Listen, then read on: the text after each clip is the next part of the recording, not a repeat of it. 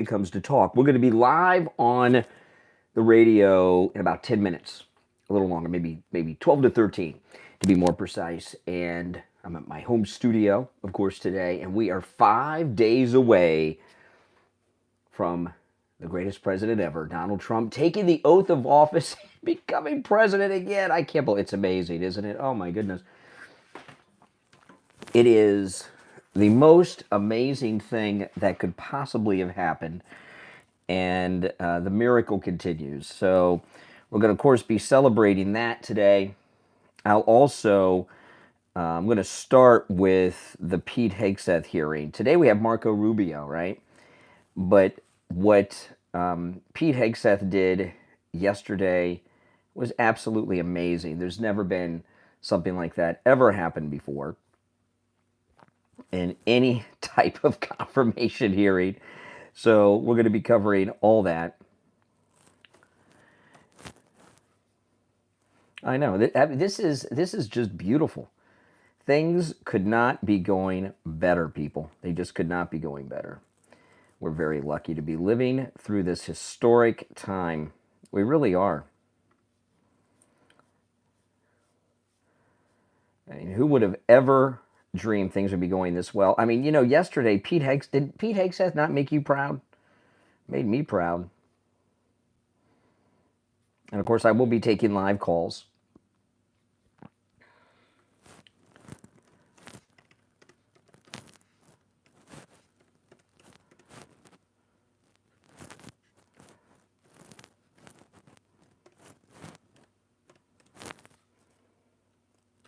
Welcome, Northern Ireland. Welcome, welcome.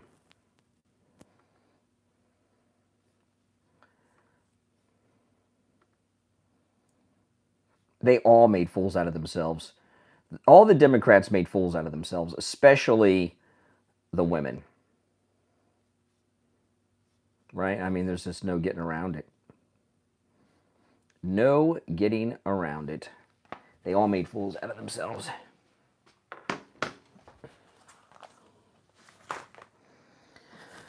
Oh, man. Are you guys excited? I'm excited. How could you not be excited? Let me just move this a hair. There we go. All right.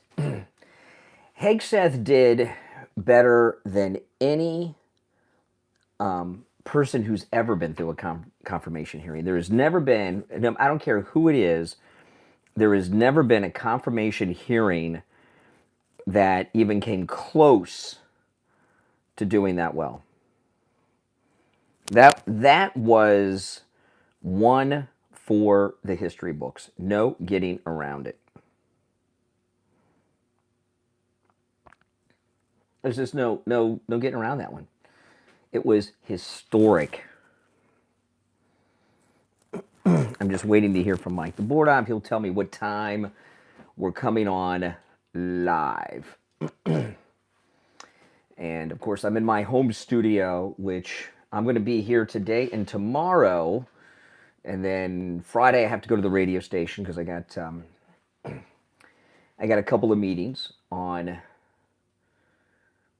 Friday, so I have to go to the radio station studio on Friday, and then I was here on Monday, and then at the radio station yesterday because I had a meeting yesterday.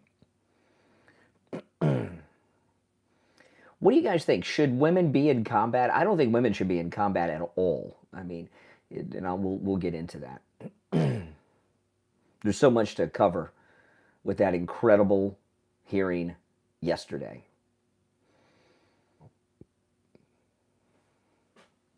I'm going to have to move the camera a little bit, guys. Let's see.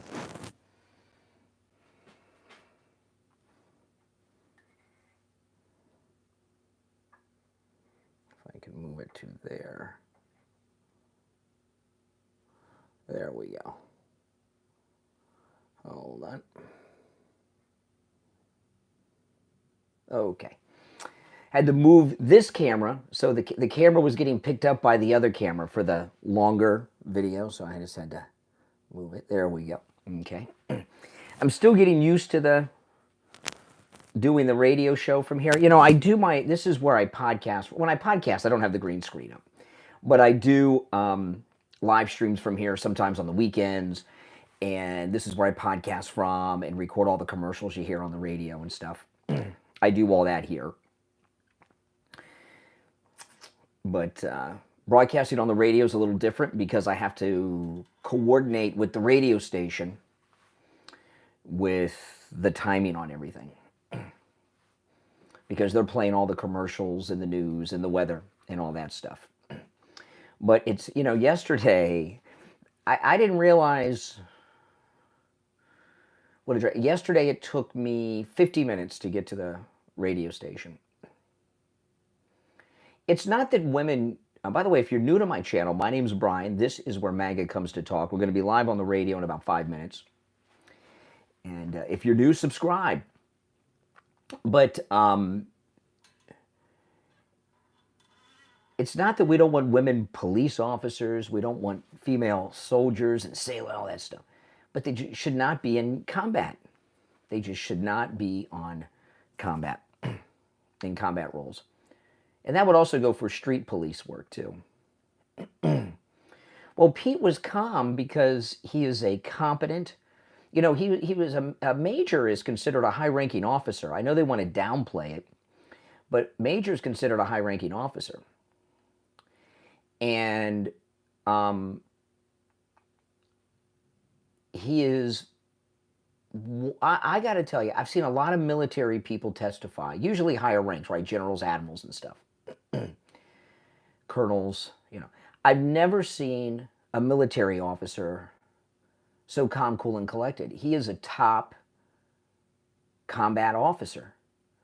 You got to be calm, cool, and collected like that when you're leading men in combat. I was just completely amazed by Pete Hegseth yesterday, and I don't think I'm alone. I think everybody was amazed by that, especially the Democrats. The Democrats were really embarrassing themselves, weren't they? No getting around it. Welcome. Yeah, I'm going to start the other stream in just a couple of minutes. I got to see what time we're going to be live. The time we come on the radio varies every day by a little bit based on what commercials are running at the top. And the traffic and the weather and all that jive.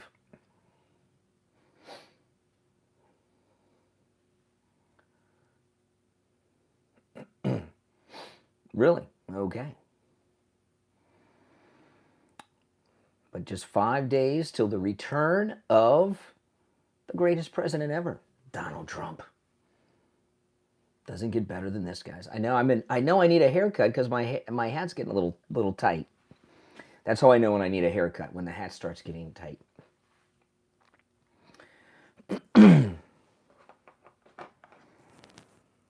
Michael text me in a moment.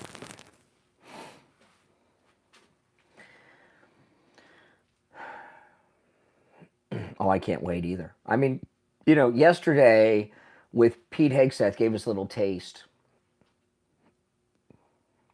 Yeah, he is raising the flags. They like to keep the flags down for 4 years. If Pelosi or any Democrat were speaker, the flags would be at half for the next 4 years.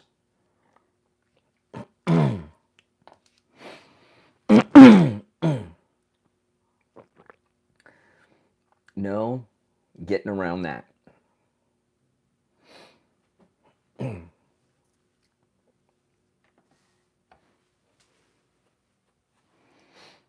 Oh yeah, he's the best. One of the things I'm going to talk about in the beginning here about Pete, the only problem with Pete Hegseth is he raised the bar so high. Poor Marco Rubio's got to follow that. It's not gonna happen. I'm going to start the other stream.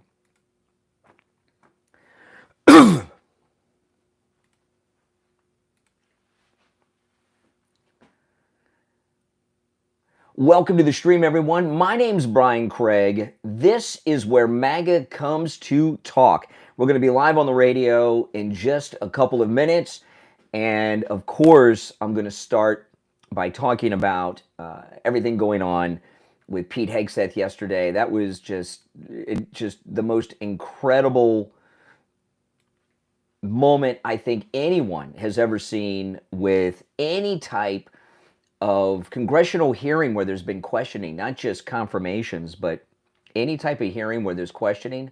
We've never seen anything like that we saw yesterday, ever, ever, ever. And you know what? We probably won't again.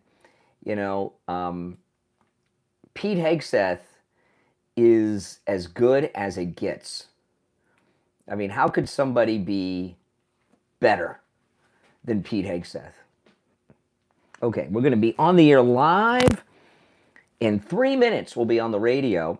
And of course, I'm going to start by covering Pete Hegseth. We're going to talk about that. Take your calls. And there's a lot of other things to talk about, too. If you're new, my name is Brian. This is where MAGA comes to talk. Make sure you subscribe.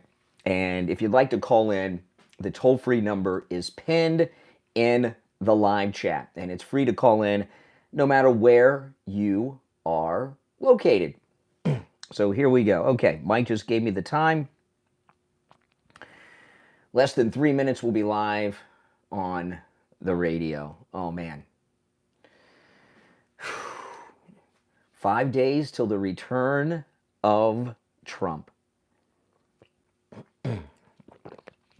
Now, Marco Rubio, I don't know how the Democrats will be because usually they're nicer when someone's a senator. Like if there's a senator that's going in front of the Senate, because he's still a senator. He's not resigned. He's not going to resign his Senate seat till he's confirmed. Doesn't want to give up that seat. He shouldn't, right? You never know what could happen. So usually when someone's a senator and they go through a confirmation hearing, they're usually a little more polite.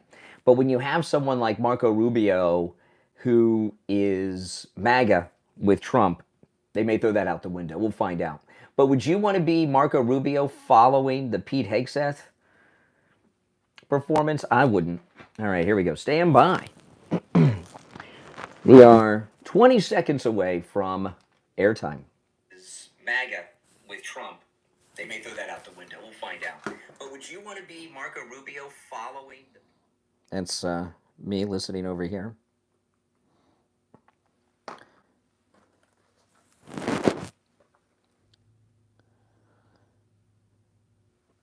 One minute, guys. I was off. 1 minute. 1 minute, and we'll be live on the radio. All right. No, it's just nice to see that men are back. You know, I was telling you guys yesterday, these overweight, lady, woke, incompetent firefighters in Los Angeles, that's the type of person that's been running the U.S. government. Right? I mean, it's crazy. 30 seconds. Less than that. 25 seconds. Men are back. That's right. That toxic masculinity's been erased. All right. Stand by. Here we go.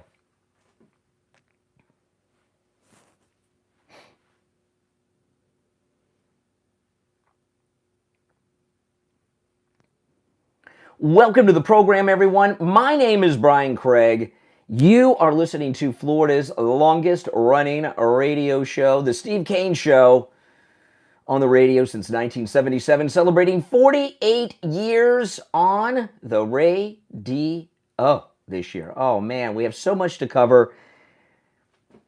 Did Pete Hegseth not make all of you proud yesterday? I got to tell you, I have watched, if I tried to make a list, I would not be able to list how many congressional hearings I've watched, confirmation hearings. I've watched confirmation hearings and congressional hearings in both houses since I was a kid. I've watched these things, and I know a lot of you have too. And I have never seen a, not just a confirmation hearing, but any type of congressional hearing where there is anyone of either party, especially a Republican, being questioned where we saw home runs that were hit yesterday, not just from Pete Hegseth, but from the Republican senators. And we're going to talk about this today because it was a historic moment, wasn't it? Oh, man. I was, Pete, we all know Pete Hegseth because, I used to watch him on the weekends on Fox on the weekends, and I've seen him do some interviews, but I've never seen him in action like that. And you know what? Most regular people haven't. I guess if you know him personally, maybe you've seen him like that from time to time. But for most of us, we haven't seen him like that. That was just masterful.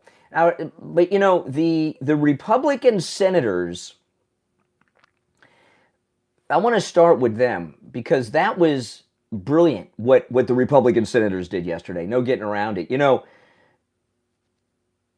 Those Republicans yesterday acted like you're supposed to act when your party has won the national election and you are the majority. That's how you're supposed to act. That's how you're supposed to behave. That's how you're supposed to run a Senate committee when you are in the majority. And that has never happened before. We've had so many times when Republicans are the majority, and typically what happens when Republicans are in the majority, this has happened every time other than this that I can remember. They always want to act like they're fair and not bipartisan, not partisan, that they're bipartisan, and they reach out to the Democrats. And there was one time we won, and I think this is when G.W. Bush was in office. It might have been Obama. I can't remember who was president then. It doesn't matter. Either Obama or G.W. The Republicans win, and then they win the majority in the Congress. And then all of a sudden they decide, well, we want to be fair. We don't want to be partisan. And they split the committee chairmanships up with the Democrats. Who lost. These, before this hearing yesterday, we've never had a hearing like this. And the Republican senators, I don't care what their backstory is, they did the right thing yesterday, the Republican senators, okay? They really, truly did. The Democrats wanted to have multiple rounds of questioning with Pete Hegseth. And I got to tell you, I watched that whole thing yesterday. Did you guys watch it? I couldn't stop watching. It went on for what, like 4 hours? And I was wondering, are they going to take a break? I heard the Democrats were making motions throughout that they wanted to have another round of questioning, and the Republicans said no. But I was expecting like a 8 to 10 hour day of questioning, weren't you? And they're going on with no break, and I'm seeing that Pete Hegseth has been drinking water nonstop, and I'm like, he must be like suffering up there, drinking all that water. He's probably got to go to the men's room like nobody's business. And then what I thought was a break. I thought it was a break, and it was over. They ended the hearing, and which was such a smart move by the Republicans. The Republicans on that Senate committee yesterday, they did, what the Democrats wanted to do was have as many rounds as they possibly could so they could go back around all that crap that they were bringing up during the questioning yesterday and batter him down. And the Republicans didn't allow it. Not only did the Republicans not allow the Democrat, they acted like they won. We won. We're the majority. You Democrats have been rejected. So sit down and dribble. But not only did they take charge, there were a few times where they actually reprimanded the Democrats for their behavior. Like Tim Kane yesterday, who to me looked like a drunk. Did you see his hair? And Tim Kane was really sounding like a pervert. He kept going. Remember Tim Kane was Hillary Clinton's running mate. Okay, so remember that? And he was the idiot. That was during the beginning of the Black Lives Matter real estate scam. And he was speaking at the National Urban League during the campaign. Remember, he was running for vice president with Hillary Clinton. and he got up in front of the National Urban League. I'm pretty sure it was the Urban League. If it wasn't the Urban League, it was another black organization. And he said, and remember this, Tim Kaine, he says, Black lives matter, all lives matter. And they started booing him.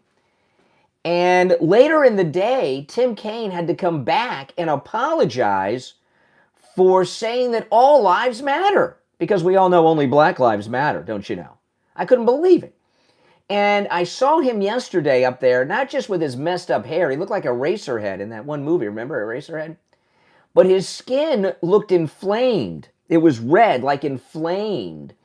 And I don't know anything about him other than he was Hillary Clinton's running mate. He apologized for saying all lives matter.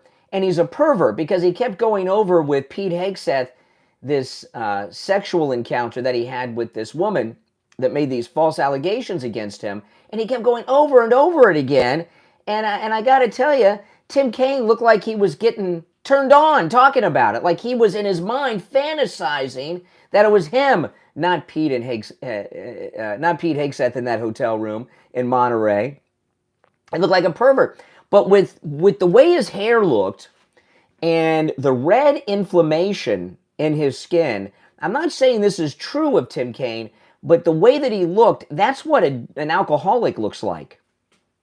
People that are alcoholics, as sadly I've known alcoholics in my life and even have had some in my family. Any of you have any alcs in your family? And white people that are hardcore drunks, their skin is inflamed and it's red like that. I don't know, but he looked like a drunk to me. I'm not saying that he is a drunk, Tim Kaine, but he looked like one. But without question, he's a pervert. And the way he was talking about Pete Hegseth's daughter was disgusting. But these Republicans, they behaved like you're supposed to behave. I have never, ever, ever, ever seen Republicans take control of any hearing in either house for anything like those Republicans did yesterday.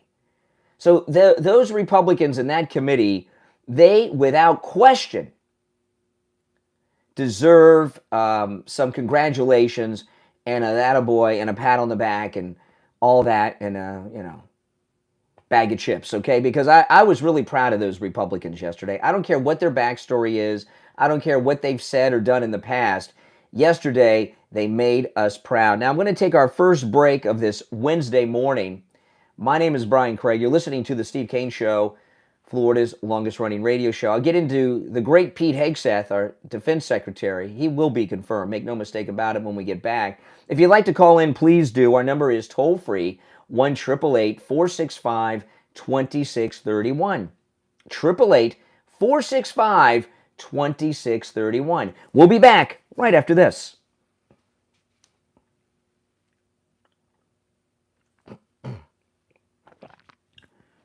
All right, we're clear. Welcome, everyone. If you're new, make sure that you subscribe. Oh, he looked like a slob, Kane. Did he not look like a slob? But you guys know what I mean about Republicans. They never, ever, ever behave like that. Hold on, I'm going to turn on. It's a little hot in here. Hold on.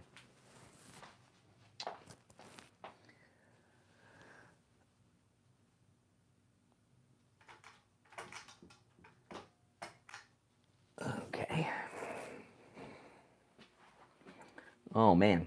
Oh, yeah. That was beautiful yesterday. Okay.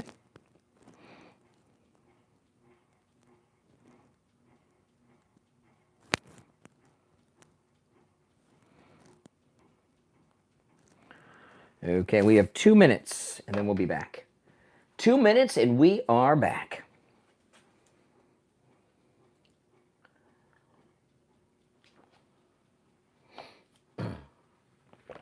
Indeed. It doesn't get better than this. This is as good as it gets, guys.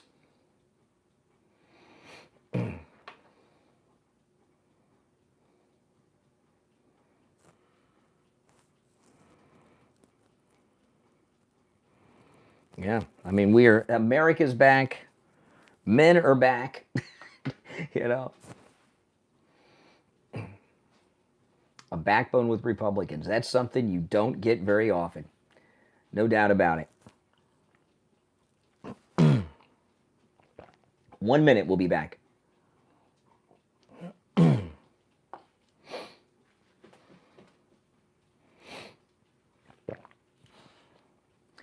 even behind on my coffee, but I'm so energized by the Republicans acting like winners, which we never experience ever.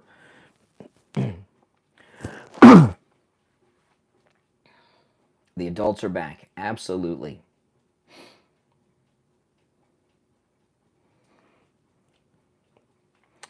All right, 30 seconds.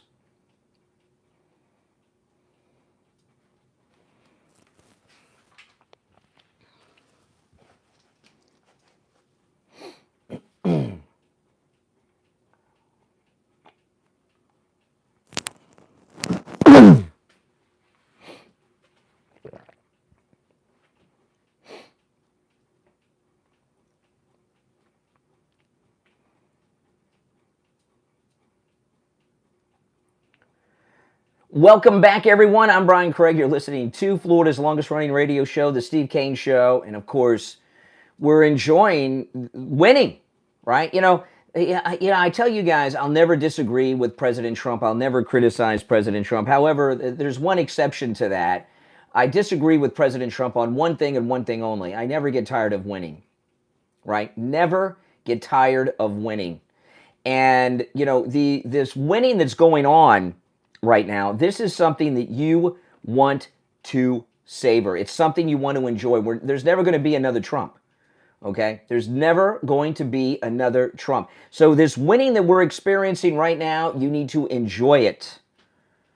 And we're going to have other great MAGA presidents and senators and all this stuff, but there'll never be another Trump. Now, we're just 5 days away from the inauguration of our favorite president, Donald Trump, and all of you are invited to join Steve Kane and me at Wings Plus, the Sample Road location in Coral Springs, for our Bye Bye Biden, Hello President Trump inaugural celebration. The inauguration is Monday, of course, the 20th at noon, and Steve and I will be there feasting on wings and fries and some cold draft beer, and you are all invited. Wings Plus, the Sample Road location, of course, is located on Sample Road, about a mile west of University Drive on the south side of Sample. I look forward to seeing you there. There's plenty of parking. If there's no parking, the parking lot's huge.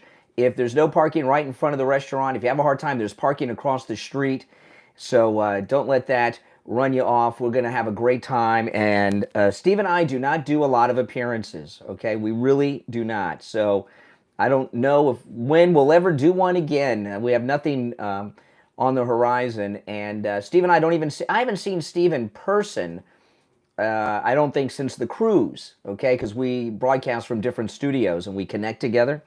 So we don't even do appearances in private together with each other. So come and join us, Sample Road location of Wings Plus on Monday. Okay, so Pete Hegseth, the Republican senators, they did an incredible job.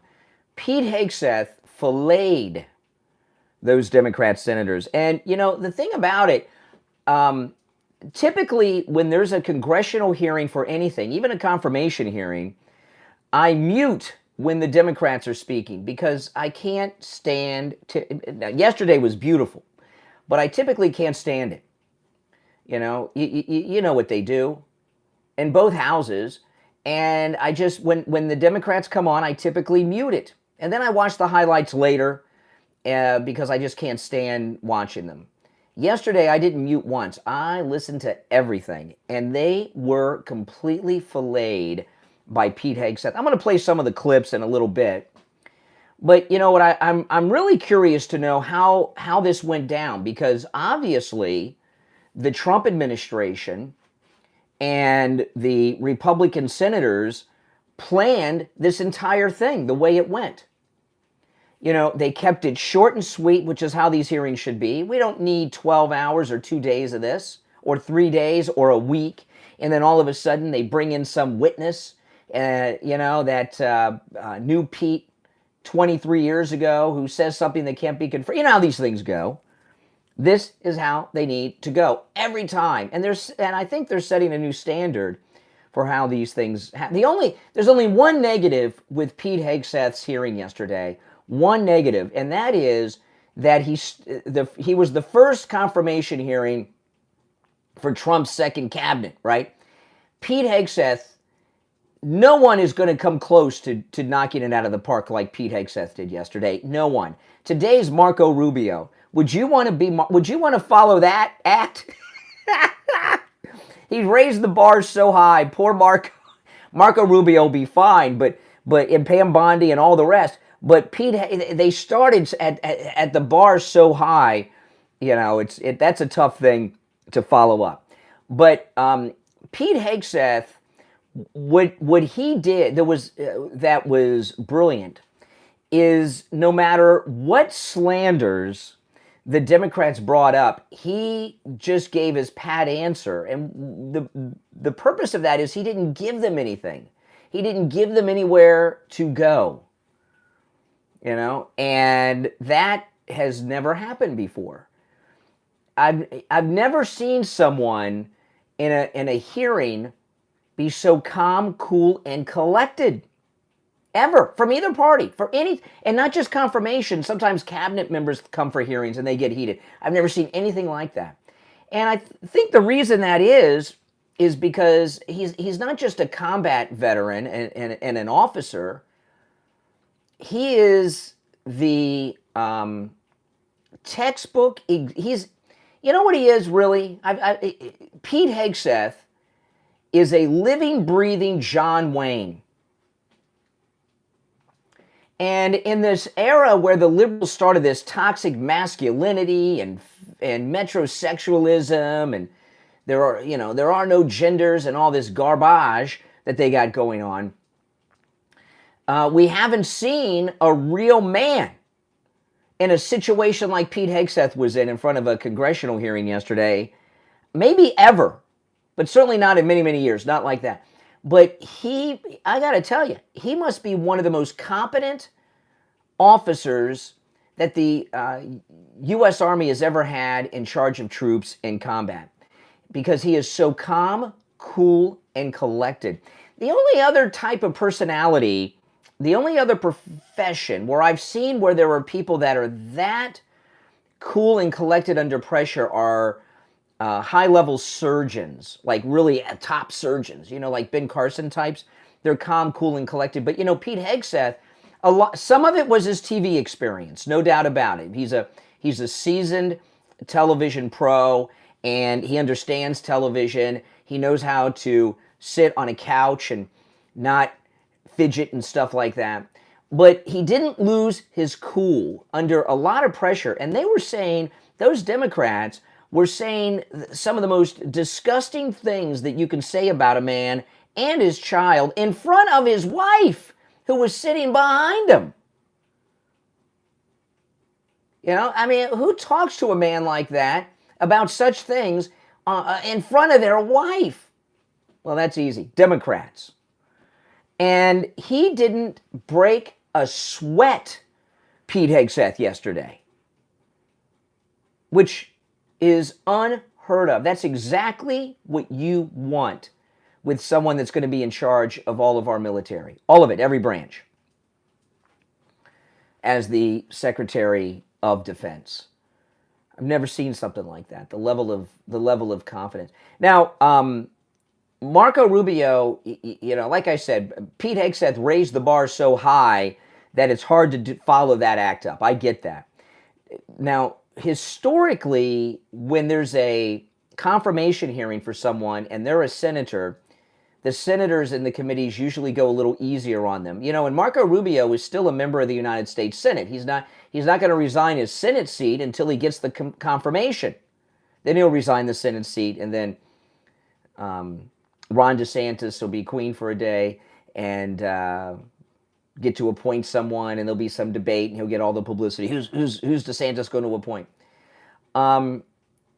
But who knows? These Democrats, because Marco Rubio is MAGA now and he's with Trump, They may not be as polite as they normally are to senators. We'll find out. But he's also very good under pressure and in debate. I've seen him, Marco Rubio, go up against people, and he's done a very good job. So I have no worry. Even if they get nasty with him, I have no worries about Marco Rubio. Now, I want to tell you guys, Valentine's Day is coming up. No better gift than going over to MyPillow.com. You know, the MyPillow bathrobes are just $59.98. My wife and I have these bathrobes. They have a whole bunch of new colors in, and there's two different styles of MyPillow bathrobes. And, of course, they're $59.98 with our promo code KANE at checkout, K-A-N-E, at MyPillow.com. But there's two styles. There's a heavier bathrobe and a light one. And my wife and I, we have the heavy bathrobes because that's all they had when they first came out. And I was telling my wife, I said, you know what? Maybe we should order the light ones, you know, and we are. We're going to order one for each of us. But I paid well over $100 for each of our robes. Now just $59.98 with our promo code KANE at checkout, K-A-N-E, at MyPillow.com. You can also order by phone toll-free, 1-800-716-4879. 1-800-716-4879. Promo code KANE, K-A-N-E, at checkout. And remember, you can use our promo code KANE for all of the specials at MyPillow.com, not just the ones that I talk about. And also, don't forget the Mike Lindell Cross. They're $40 off. There's one for men, one for women. It's $40 off of each of them and free shipping with our promo code KANE at checkout. He calls it the Mike Cross, but it's the same cross that Mike Lindell himself wears. Promo code KANE, K-A-N-E, at checkout at MyPillow.com. All right, we're going to take our break for the bottom of the hour. If you'd like to call in, please do. It's a toll-free call, 1-888-465-2631, 888-465-2631. We'll be right back.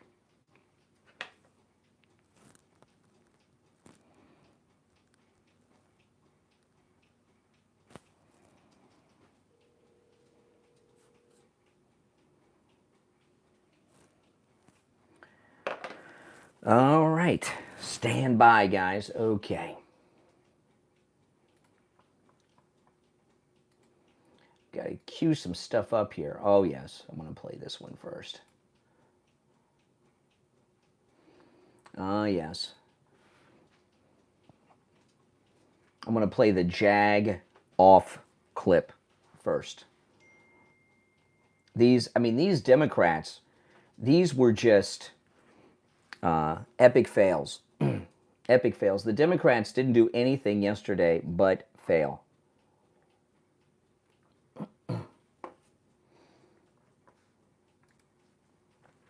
Nothing but epic failures. Make sure you subscribe if you are new to the channel. Okay. Oh, man, oh, man.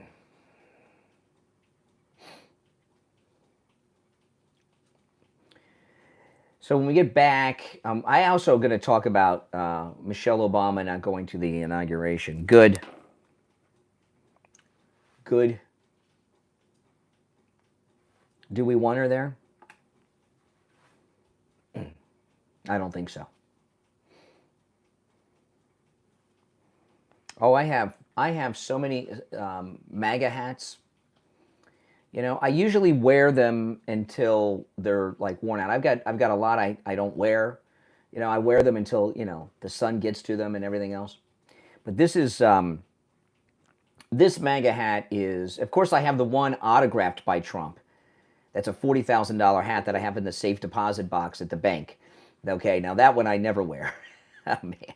I've been tempted a few times, but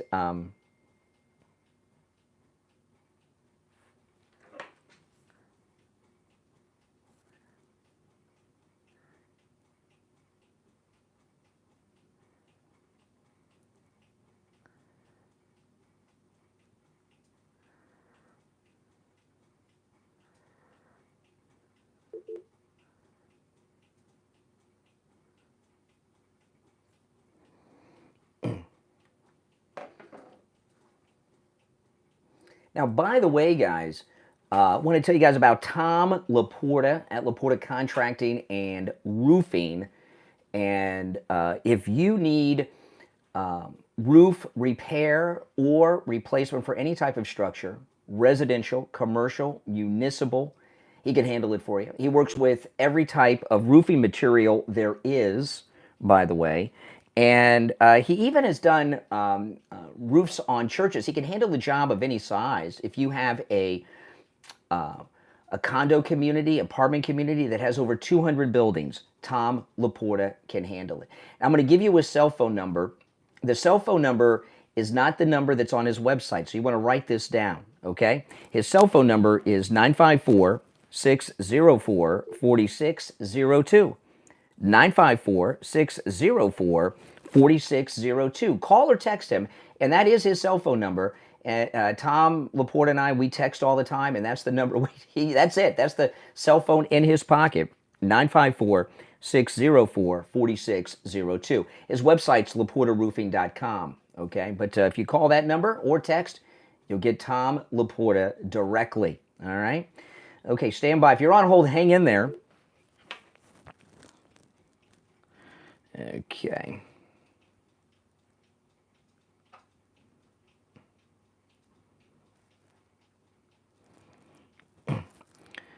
All right.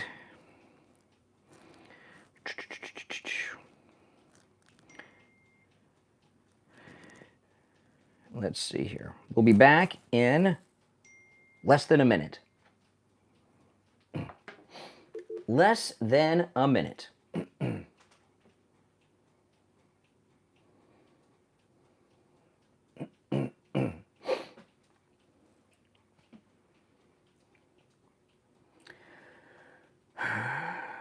Will Obama be there? I don't know.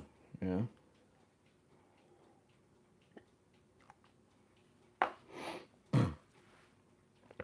30 seconds.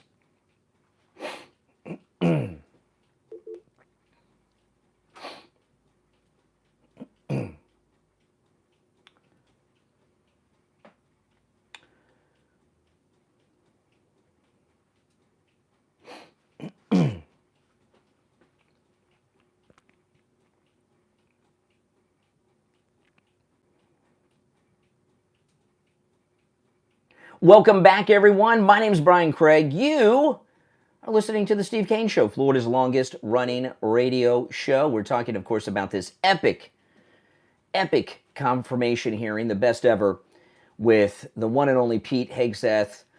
Oh, man, was that not beautiful? Did he not make Trump proud? You know Trump was watching that. But I bet you he did some high-fiving when that was going on. Oh, man, I'd love to have been there. All right, if you'd like to call in, our number's toll-free, 1-888-465-2631. You're on the air. What's your name? Where are you calling from? This is Mike from Louisiana. Hey, Mike, what's up? You know, I am not tired of winning. Oh, no. You know? No. Oh, no. This Pete Hegseth was a win. And to tell you the truth, I think Rubio is going to be confirmed like a hot knife through butter. They're all going to be confirmed. They're all going to, the way that it works. If you heard it, what the Constitution says, the Senate is to advise and consent.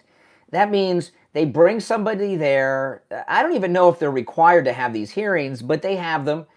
And then they advise the president whether they like him or not, and then they consent. I mean, that's it. No matter what. I mean, there's no advise and then not approve. It's not supposed to be that way, because the presidents are supposed to be able to have whoever they want in their cabinet. And you know what?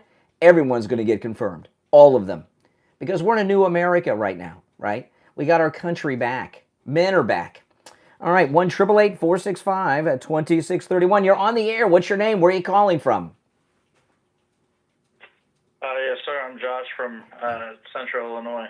All right, Josh in Central Illinois. What is on your mind, man?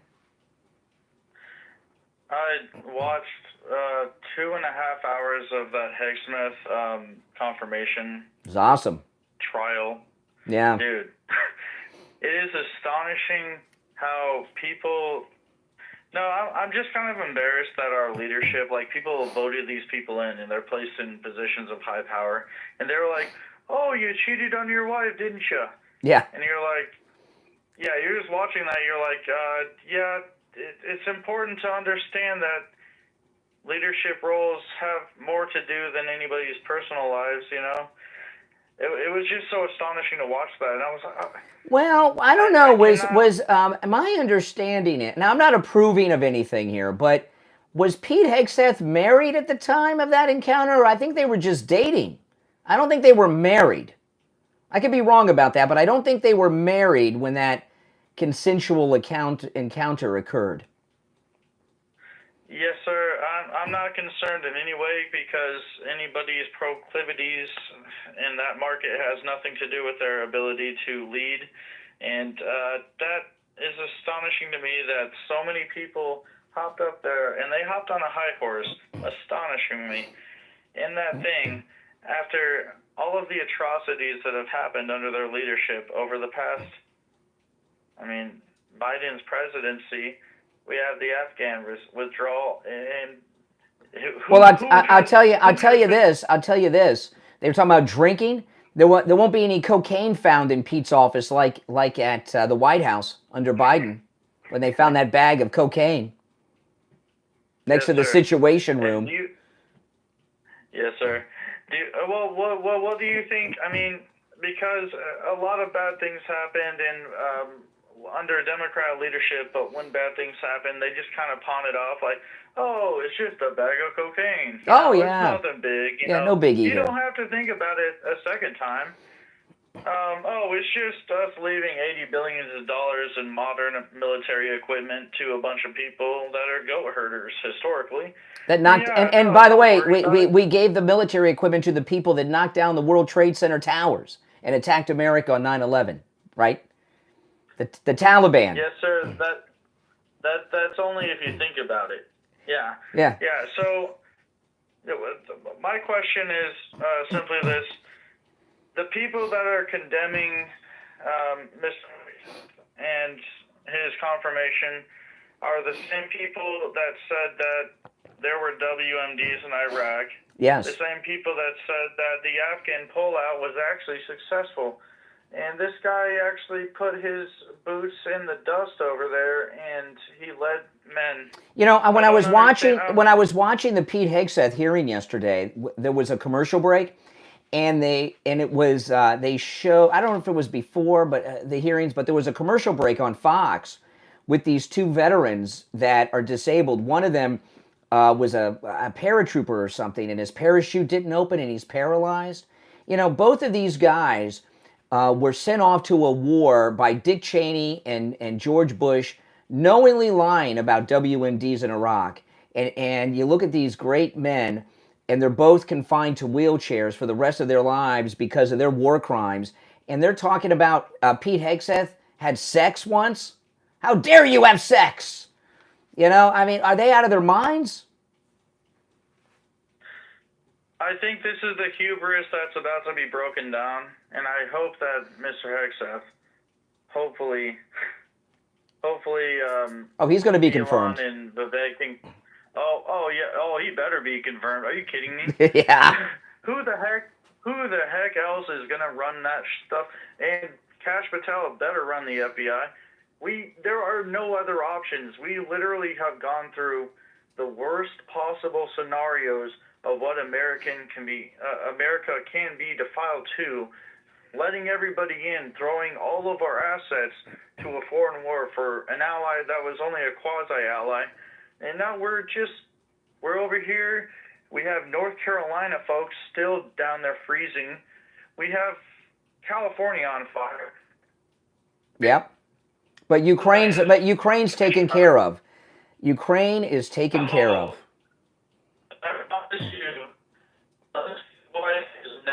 Well, listen, we lost the connection, but thanks for the call. All right, you're breaking up, but I appreciate it, from Central Illinois, making a lot of sense. All right, 1-888-465-2631. Back to the phones. You're on the air. What's your name? Where are you calling from?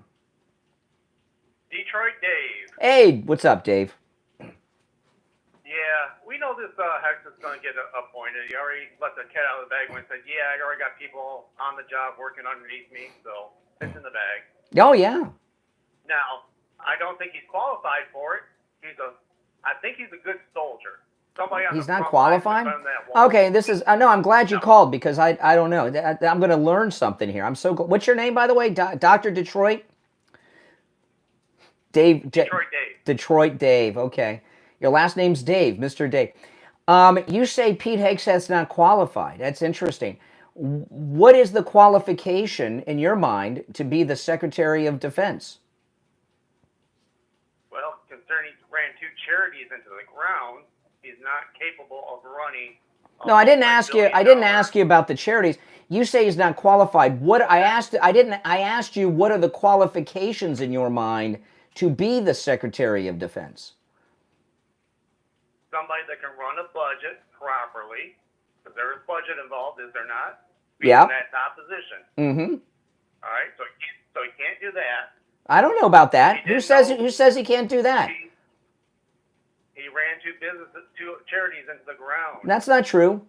I know Rachel Maddow and Joy Reid say that over and over again, but that's not true. In fact, his charities were very productive and helped veterans. That's not true.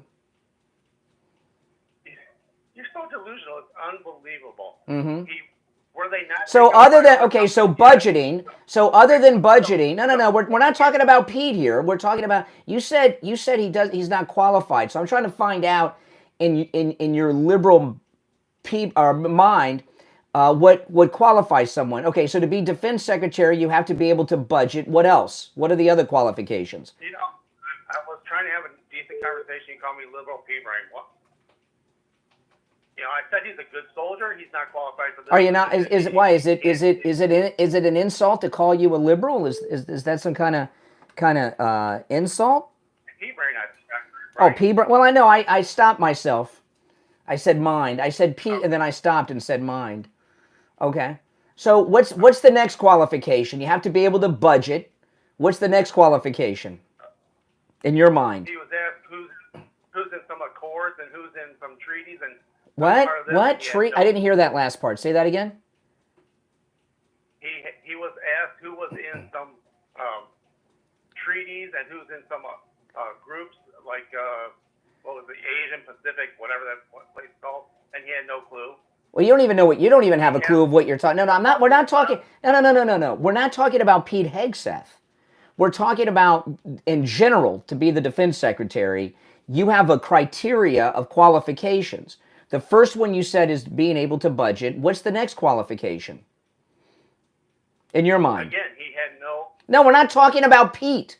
We're talking about, we're looking to hire somebody. You're looking to hire someone who's qualified. What are the qualifications?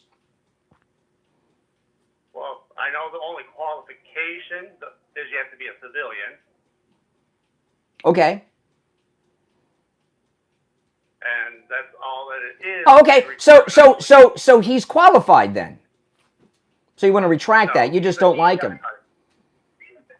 He's going to fall flat Before. on his face and it's going to be fun. What is it about Republicans, MAGA, that you don't like? Low intelligence that they are. Low and who's Donald Trump is of low intelligence. Kash Patel, you're telling Stephen Miller. These are people of low intelligence. Yeah, they just follow the sheeple. You know, Donald Trump follows the sheeple? You think Donald Trump is of low intelligence? The MAGA people follow the fascist leader, so. Fascist? Who's a fascist? Yeah, Trump. What has he done that's fascist? Do we not have 3 branches of government, correct? Yeah, and we still do. What I'm asking you, what has Trump done that's fascist? Have lost its mind. They can't stand up to it because they know. No. You said Trump is a fascist. What has Trump done? Yep. An action that he's taken that's fascist? You know what? I'm done. Yeah, he's done. He said, he's done. Yeah, isn't that surprising? Are you surprised? Oh my goodness. That's what happens when you regurgitate and repeat what you hear on MSNBC. He ran for the hills. Ran for the hills. All right, we're going to take our last break of the first hour. It's the Steve Kane Radio Show, Florida's longest-running radio show. My name is Brian Craig. Our number is toll-free 1-888-465-2631. 888-465-2631. Back to your calls after this.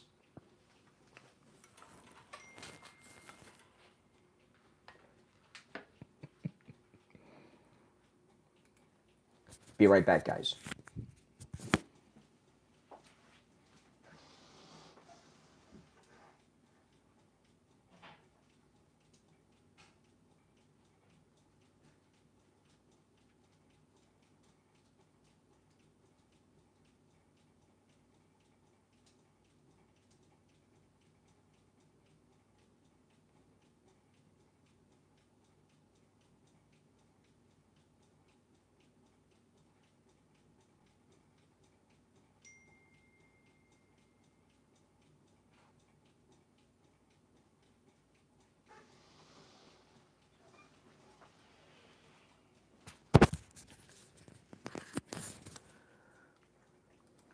Oh, my goodness. I almost felt bad for that guy. Almost. Oh. We'll be back in about 90 seconds.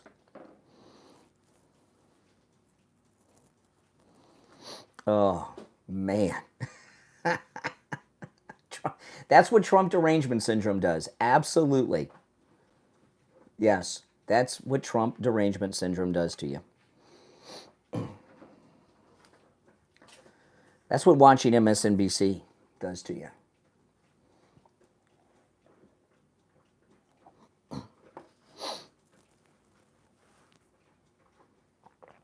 One minute. And we will be back. If you're new, make sure you subscribe, all right? And if you're already subbed, do me the favor of liking the video, if you don't mind. Things are going good so far. If you're on hold, hang in there.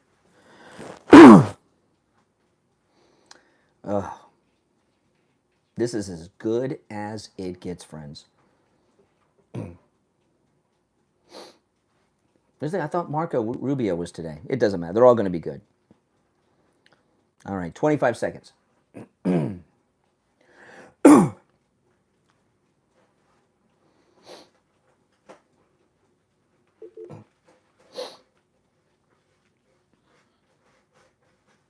10.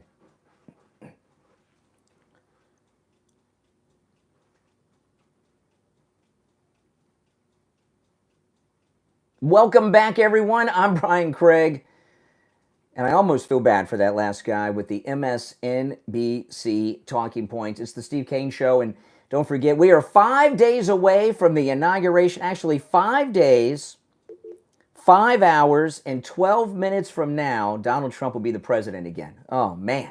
Can't get here soon enough. And you are all invited to join Steve Kane and me, Brian Craig, at Wings Plus, the Sample Road location in Coral Springs. There's 2 Wings Pluses in Coral Springs. We will be at the Sample Road location. And Brian Walsh, he's the owner. He will have all of the television sets on the inauguration of President Trump at Wings Plus, which is at noon. And when Steve and I get off the air Monday, we're both going to head over there, get there early, and start feasting on wings. I love Wings Plus. I was eating there for years before they were with us here on the program, and I told Steve, I said, you got to go over and have lunch at Wings Plus. And I'd been telling him that for ages, and ages and ages. Our studio, our old studio in Coral Springs used to be right down the street from Wings Plus off of Sample Road, and we'd get off the air at 9, and one day he had to hang out a little later at the studio, and they were open. He went over there, he had lunch, and the next day he came in with a menu, and we were doing spots on the air for Wings Plus, and that was, I don't know, 16, 17 years they've been with us here on the Steve Kane Show. So it's the Sample Road location, which is about a mile west of University Drive on the south side of Sample Road in Coral Springs. The inauguration is at noon, and I look forward, as does Steve, of meeting all of you there. All right, back to the phones we go. If you're on hold, hang in there. You're on the air. What's your name? Where are you calling from? Good morning. How you doing? This is Maria from Florida. Hey, Maria. I'm great. How are you? 5 days till Trump's back. How could I not be doing wonderful? Oh yeah, definitely, definitely. I was calling to say I know it's been a while since I called, but I was calling to say about the hearing yesterday, and oh my God, these women on the Democrat side, oh my God, they all is hilarious. You know, the women, and I was talking to my wife about this on my podcast last night about this. They were hysterical postmenopausal women who were totally out of control, and they really were. And all of the women, all of the Democrat women, made a very good case as to why women should not be in combat. Women are. I love women, but women are too emotional. They are, and I'm a woman. I can tell you that. Yeah. To me, honestly, they shouldn't even be in the military. Not in the combat as fighting. You know, you could probably be like maybe something like a secretary or answering phones or something like that, but not fighting. No, that's a man's job. Sorry. Well, listen, what we've seen, you know, I'm surprised that with all this talk about women in combat yesterday, I didn't hear anyone talk about the transgender sports, right? We have these men that have transgendered the women now, and they're beating the women in everything, right? Swimming, boxing, all this stuff, volleyball. Obviously, physically, women can't beat men swimming or at volleyball, right? You're going to put them out on the field of battle in close combat with enemy soldiers. Plus, all of our women who have ever been captured have been raped without mercy by the enemy. So no, women don't belong there. They don't belong there. There's other things for them to do. Yes, that's true. And that's definitely true. That's why I said when the hearing started, I literally, you know, if I was in front of them, I probably would throw the book throw a shoe at them if I was in there. Well, you know, you guys are there's all kinds of things that, you know, I'm not qualified to serve in combat in the Army. Do you know that? Right. And why am I not qualified? They wouldn't take me. Do you know why? Right. I'm too old. Yeah. Okay. Age, yeah. I'm too old. So, you know, and I'm not an old man. At least I don't view myself as one. But there's all kinds of restrictions.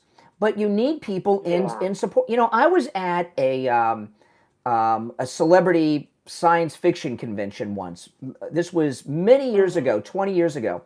And I met a guy who was a celebrity. He played the mayor of Munchkinland in The Wizard of Oz. Right? So he was a dwarf. If you go watch the Wizard of Oz, the mayor of Munchkinland, and I talked to this guy for like 2 hours. It was amazing. And he was telling me about his life. And in the Second World War, he was in the Army Air Force, and he trained pilots on how to fly bombers here in the United States. Right. And here in the United States. And they made the controls so he could reach them and everything, right? You know, there are a lot of people not qualified for combat that you can use in support roles at home. Yeah. Like the mayor of Munchkinland, you know? Yeah. That is true, you know. It just, to me, I just felt like, and that guy, I can't stand him. I never did. Tim Kane, oh my God, he made my head roll in the back of my neck, and I can't do that. Didn't he seem like a pervert, Tim Kane? He seemed like a pervert. Yeah, that was disgusting what he did. That was one thing that I never thought any congressperson would even say out of their mouth. Why his wife is there? Why would you make that comment? Because he's a Democrat. And when I say that he sounded like a pervert, I could tell he was fantasizing in his mind that it was him with that woman in the hotel room, not Pete.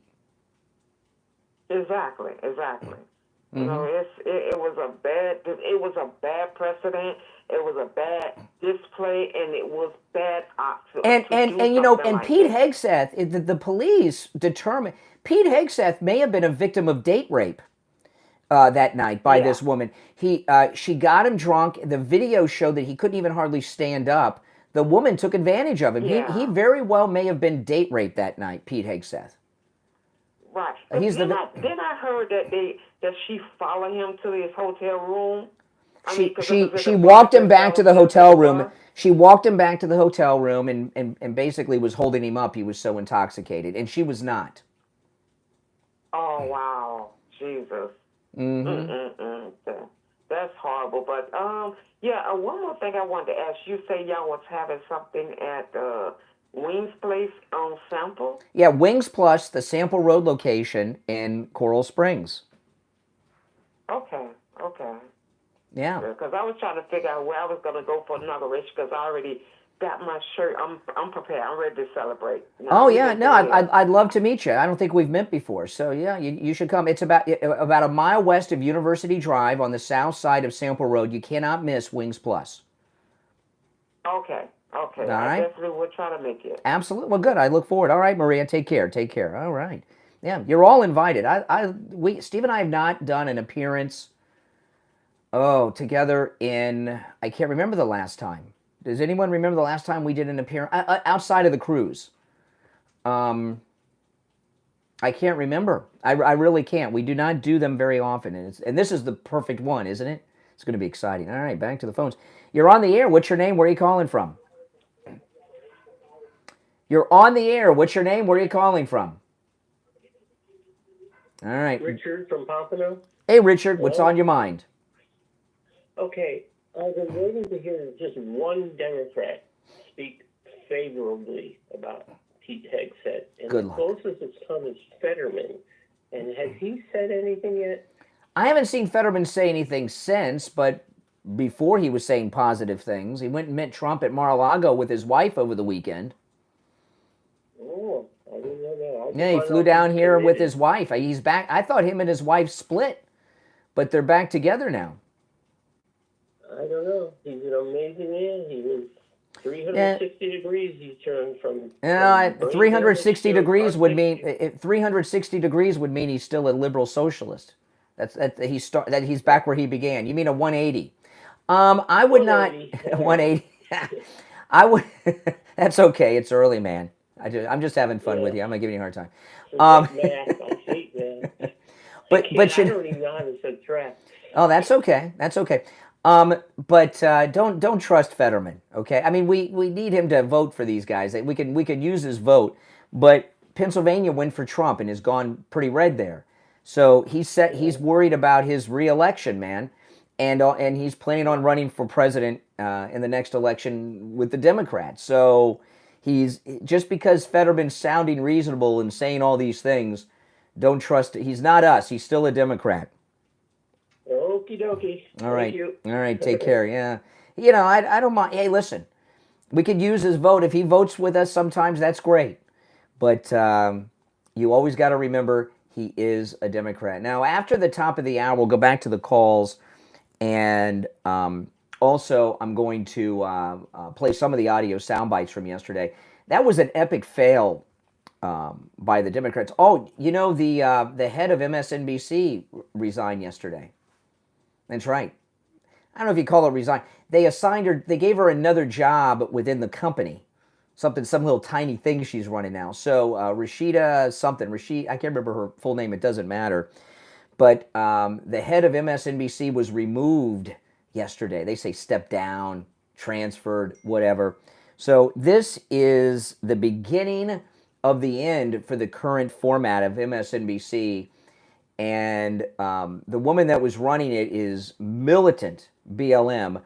So Joy Reid is, her free ride maybe about over there. All right, 1 hour down, 2 to go. 5 days until the return of Trump. We're, of course, celebrating that. I'm going to play some sound bites after the top of the Pete Hegseth hearing yesterday because they were so much fun. But there's a lot of other things we're going to bring up on the program today as well, and take your calls. If you're on hold, hang in there. Our number's toll-free, no matter where you are listening, 1-888-465-2631. 888-465-2631. You're listening to The Steve Kane Show, Florida's longest-running radio show. on the radio since 1977, celebrating 48 years on the radio. We'll be back after this.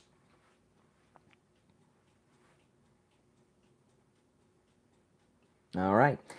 If you are new, make sure you subscribe, guys, all right? Yes, yes, yes. All right, let me see here. Oh, yeah. If you're on hold, hang in there.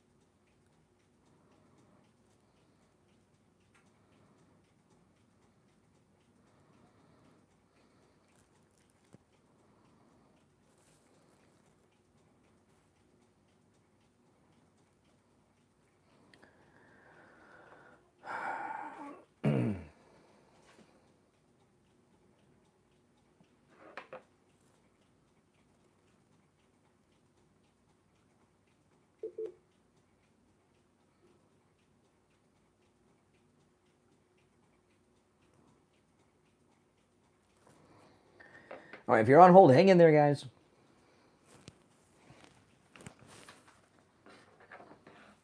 I'll be right back.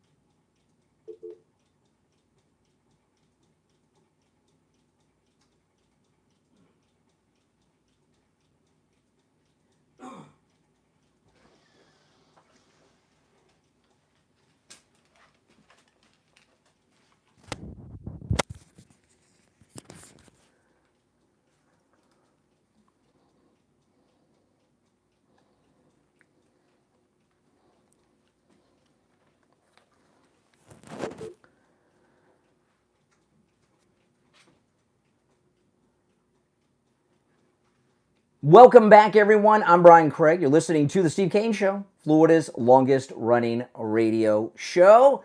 Our number 1-888-465-2631. Of course, we're celebrating this incredible confirmation hearing with Pete Hegseth yesterday, where he just wiped the floor with those Democrats yesterday. All right, let's go back to the phones. You're on the air. What's your name? Where are you calling from? Oh, this is good. Hello? Yeah, you're on the air. What's your name? Where are you calling from? I'm Drew, calling you from Ukraine. Oh, Ukraine. What's on your mind? Just calling to get your take on your boy Donnie's comments regarding Greenland, Panama Canal, Canada. Well, they're separate things, but the Panama Canal, which, by the way, the United States built at great expense, not just financially, but at great human life loss numbers there from the malaria. We gave Panama the Panama Canal with some conditions, so we're probably going to take it back. What's your problem with that? You got a problem with that? Well, elaborate a little bit on his 51st state comment about Canada. Oh, you want to move on? Well, I'll finish with Panama, and then we'll get to then we'll get to that. You know, I as far as the Panama Canal is concerned, I realize America invested a lot of money in there, but you know, my concern is that you know, the very thing that the American government accuses Russia of, it seems like they're exerting kind of colonialist behavior. No. Regarding, I mean, No. how do you? Not at all. How do you sign a contract? How do you sign a contract to give it back to Canada, and then you want to take it possibly. No, we signed 2 treaties with Panama, and the condition was this: that if they did not, the Panama Canal is one of the most vital waterways in the world. It's very strategic, like Suez Canal thing, okay? And we gave it back to them under the condition that they would keep it secure. President Trump says it's being run by China. China's an enemy of the United States. So we're going to take it back, which we are obligated, and we have the okay to do according to the treaty that Panama signed. So we're going to take back the Panama Canal. National security. Well, that could be argumentative. That could be argumentative. That's not argumentative. That's no, that's true. That's true. The China's running it. I find it completely I find it hilarious that America considers China its enemy, yet you buy hundreds of billions of dollars in products from them. We have no choice. We want you to stop buying from them. You're actually empowering their military by doing business with them. Okay, you bring up a good point. Okay, you're just not informed. That's okay. I'm going to get you up to speed so you can be, informed about the things you have opinions on. Okay. The reason we buy things from China is because the Democrats and the Republican establishment since the 70s, when Nixon opened up China, have moved American manufacturing there. And unfortunately, we have to buy these things from China. And what President Trump is working towards doing is bringing manufacturing back to the United States. We don't buy things from China because we want to. We have no choice right now. Now Greenland. Greenland. There have been Republican presidents in that time frame that it didn't seem to me they were trying that hard to bring. No, because they were sellouts, like Bush and all those. They were sellouts. They were sellouts. People like Bush are sellouts. Anyway, the other question. What's your? I don't want to stay here forever. I know you have other callers. So what about the 51st state thing? Are you talking about Canada? How do you think we're not. Trump's. I don't know what news. You would think with Ukraine being in a state of war with Russia that you would be more concerned about that than Donald Trump, but I guess the war's going pretty good. But I'm not. I'm simply asking a question. Last time I called, we talked about Ukraine. That's a moot point. No. I'm just telling you that things must be going well over there if you're worried about Trump. No, I'm trying to figure out how do you think that Trump can accomplish making Canada a 51st state? How is that even possible? Well, why would he even make such dumb comments?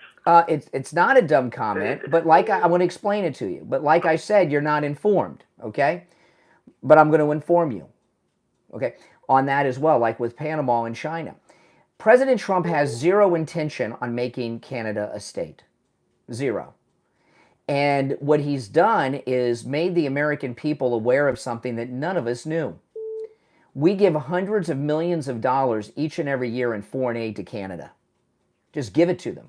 On top of the fact that we pay for their entire military and the protection of their country militarily too. We've been funding Canada. And I don't know how long we've been doing this. And he's pointing out, when he talks about 51st state, Canada gets more help than one of our states. So that's why he points that out. He's not going to make them a state. We don't want to. There are a bunch of socialists up there. You are aware of the fact that Canada sends hundreds of billions of dollars worth of oil to be refined in America. We don't need it. They built refineries themselves. We don't need it. A lot more money. America makes a lot of money off their oil by refining it. We don't need Canada's oil. We have more oil in America than any other country in the world. We just don't drill for it enough. Saudi Arabia. Okay, well. Anyway, the United States. Yes, no. Excuse me. The United States has. The United States. The United States has. Excuse me. Excuse me. I'll let you finish your point. It seems like the theme under Trump is that America needs no one. America needs no partners, no allies. They can do it all themselves. Yeah. And that's going to be that isolationist thing that got America not at in all. trouble in World War II. No, it didn't get us in trouble. Got Europe in trouble. The United States has more oil than Saudi Arabia. It got you in trouble because you largely stayed out of the war until Pearl Harbor got bombed, and then that suddenly brought you in. That's right. Then suddenly you realized you needed partners and you needed allies. No. What Trump is doing is not isolationist. He's establishing America in its proper position as the leader of the free world. By whose standards? The American standards. We're number one. Why can't China be the leader of the free world? Because they're not free. Yes, America's the best, and China's not free. It's a military dictatorship. Have you seen the infrastructure? Have you seen the infrastructure in China as compared to America? Yes. Are you kidding me? Yeah, America is way behind. Not at all. What you're seeing is just smoke and mirrors. But they're not. China? Have you seen? I don't need to go to China. No, I'm not going to China. Listen, the United States. I've been there several times, and I can tell you the technology, the infrastructure, the trains, everything. Yeah. They spent trillions. Yeah. While you were spending trillions in Afghanistan, they're not. They were increasing their infrastructure. They are China. You said something. You asked a question that was insanely stupid. You said, why can't China be the leader of the free world? They're not free. It's a communist dictator. Because it's not a free country. You know, if you have a Bible in China, you go to prison. Well, you see, here's the problem. It's becoming blatantly clear that the dollar is going to lose its position as the reserve currency in the world. It's just a matter of time. Keep telling you. Then what's your dictator Zelensky going to do with all those dollars we've been giving him if they're going to be worthless? Why is Zelensky taking all those dollars? Your dictator. Well, you call him a dictator, which is complete nonsense. Hold on a second. I've lived in Ukraine for 10 years. Oh my goodness. I've lived in Ukraine for 10 years. Yeah. I've heard you say that the Ukraine kidnaps kids off the street, sends them to the front line. I didn't say that. I've never said that. I have never said that. I've never said that. But Zelensky's. You call him a dictator? Let me explain myself. A democratic country. No, but there's been his term. The funny part is, I live here. Yeah, I good. You've even been here. Good. You want to make accusations. Stay there. You can't back up. You can't back them up. If you would stop talking, I'll stop. Listen. If you stop talking, I'll explain. I mean, I realize you have a radio show and you have to keep people interested, but at least speak facts. This is factual. Listen, Zelensky's term as president is over, and he has suspended elections. He is in office past his term. Of course he suspended elections because they're in the middle of a war. Because if you bring a lot of people into voting places, buildings, they could be bombed and there could be mass casualties. The United States has never. We have had. No, that's not true. That's not true. In the United States, excuse me. No, excuse me. You listen. In the United States, any country's going to invoke martial law in wartime conditions. No, that's not true. In the United States, we've never suspended an election, even during the Civil War. Okay, well, do you remember when the United States imprisoned Japanese people that lived in America for generations in World War II just because they were Japanese? I guess you forget that. No, they weren't. First off, they weren't Japanese. They were Americans of Japanese descent. They were Americans. Okay, exactly. But they come from Japan and they lived in America. They came from. Why did you put them behind barbed wire? I didn't. A Democrat did. Franklin Roosevelt did, and that was awful. Okay, well, it doesn't matter. Your government did. You say. But that was 80 years ago. That was 80 years ago. Did that. All right, listen, I got to run for a break, but you should be excited about Trump because he's going to end the war over there. The Russian-Ukraine war is going to end. Trump is already backpacked, and he's not going to end that war in 24 hours. That's just more of those. Keep telling you. All right, take care. Take care. Oh my goodness. We'll be right back.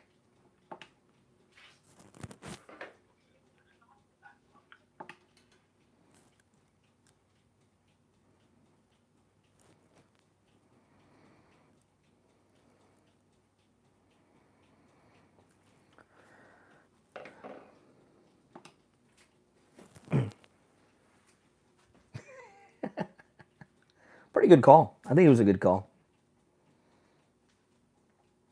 How does he have time to worry about Trump?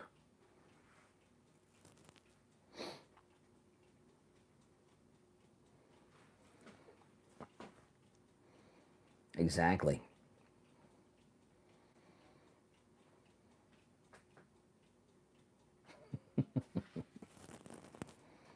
We'll be back in less than 2 minutes. If you're new, make sure you subscribe, guys.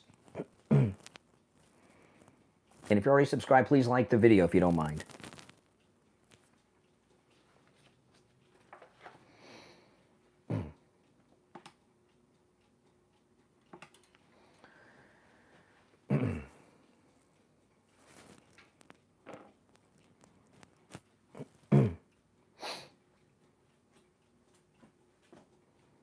Any country. Why can't China be the leader of the free world? They're not free.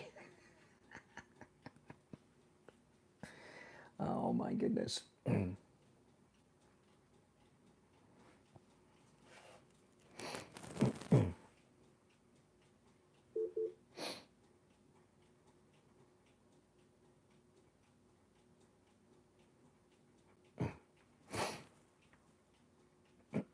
Less than a minute. We'll be back, guys. Great calls today. If you're on hold, hang in there.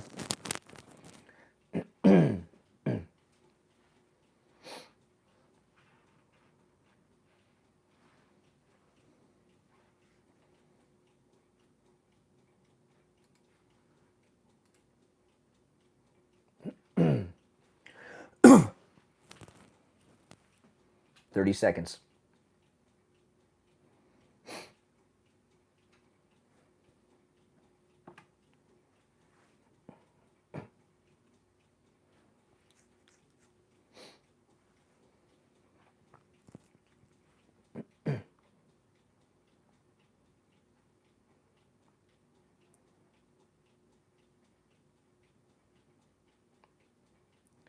Welcome back, everyone. I'm Brian Craig. You're listening to The Steve Kane Show, Florida's longest-running radio show. There is only one opening on the board at 1-888-465-2631. Oh, no, every line on the board is lit. If you're on hold, hang in there. I want to tell everyone about Mike Lindell at MyPillow. Great gifts, great deals with our promo code Kane. Free shipping on orders over $75. You know, the MyPillow 6-piece towel set. Oh, man, a whole bunch of new colors in. My wife and I have a couple of sets of these. These towels, you've heard Mike Lindell say in his commercials, towels that actually work. What a concept. And I didn't really know what that meant until I got the MyPillow towels. And just to give you, I give you two examples of the MyPillow towels and how spectacular they are. One day, I had a big 16-ounce cup of coffee. And I had it in my hand. Thankfully, it was in a paper Starbucks cup. I bumped into the wall and dropped the coffee on my tile floor. And it was right outside my guest bathroom. I reached in and grabbed a MyPillow towel, a white one, and I just dropped it on top of the coffee. And it had creamer in it. And I picked it up.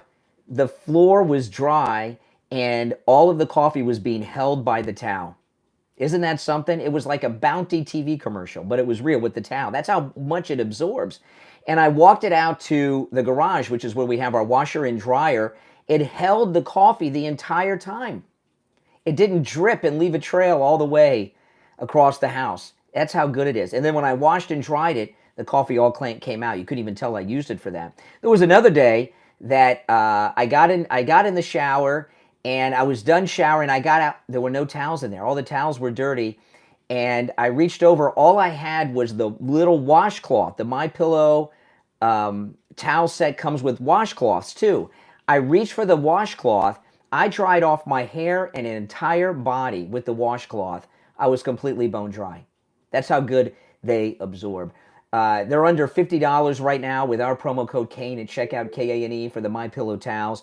And also, you can use our promo code Kane for all the specials at MyPillow.com, including the new Mike Lindell My Cross, the same cross Mike Lindell wears. There's a version for men and women. It's the same cross that Mike Lindell wears. You've seen it on him for years. He's famous for this. It's $40 off of each one of the crosses and free shipping with our promo code Kane at checkout, K-A-N-E. You can also order by phone, toll-free, 1-800-716-4879. 1-800-716-4879. Promo code Kane, K-A-N-E. All right, every line on the board is lit, so let's go. You're on the air. What's your name? Where are you calling from? Hi, my name is Sue, and I'm calling from Arizona. Hey, Sue in Arizona. What's on your mind? Well, I just want to say that I was just scrolling through YouTube, and I saw your podcast for the first time, and I was so excited. I'm always excited to talk to people about Trump when they will listen. Absolutely. And I watched a good many hours of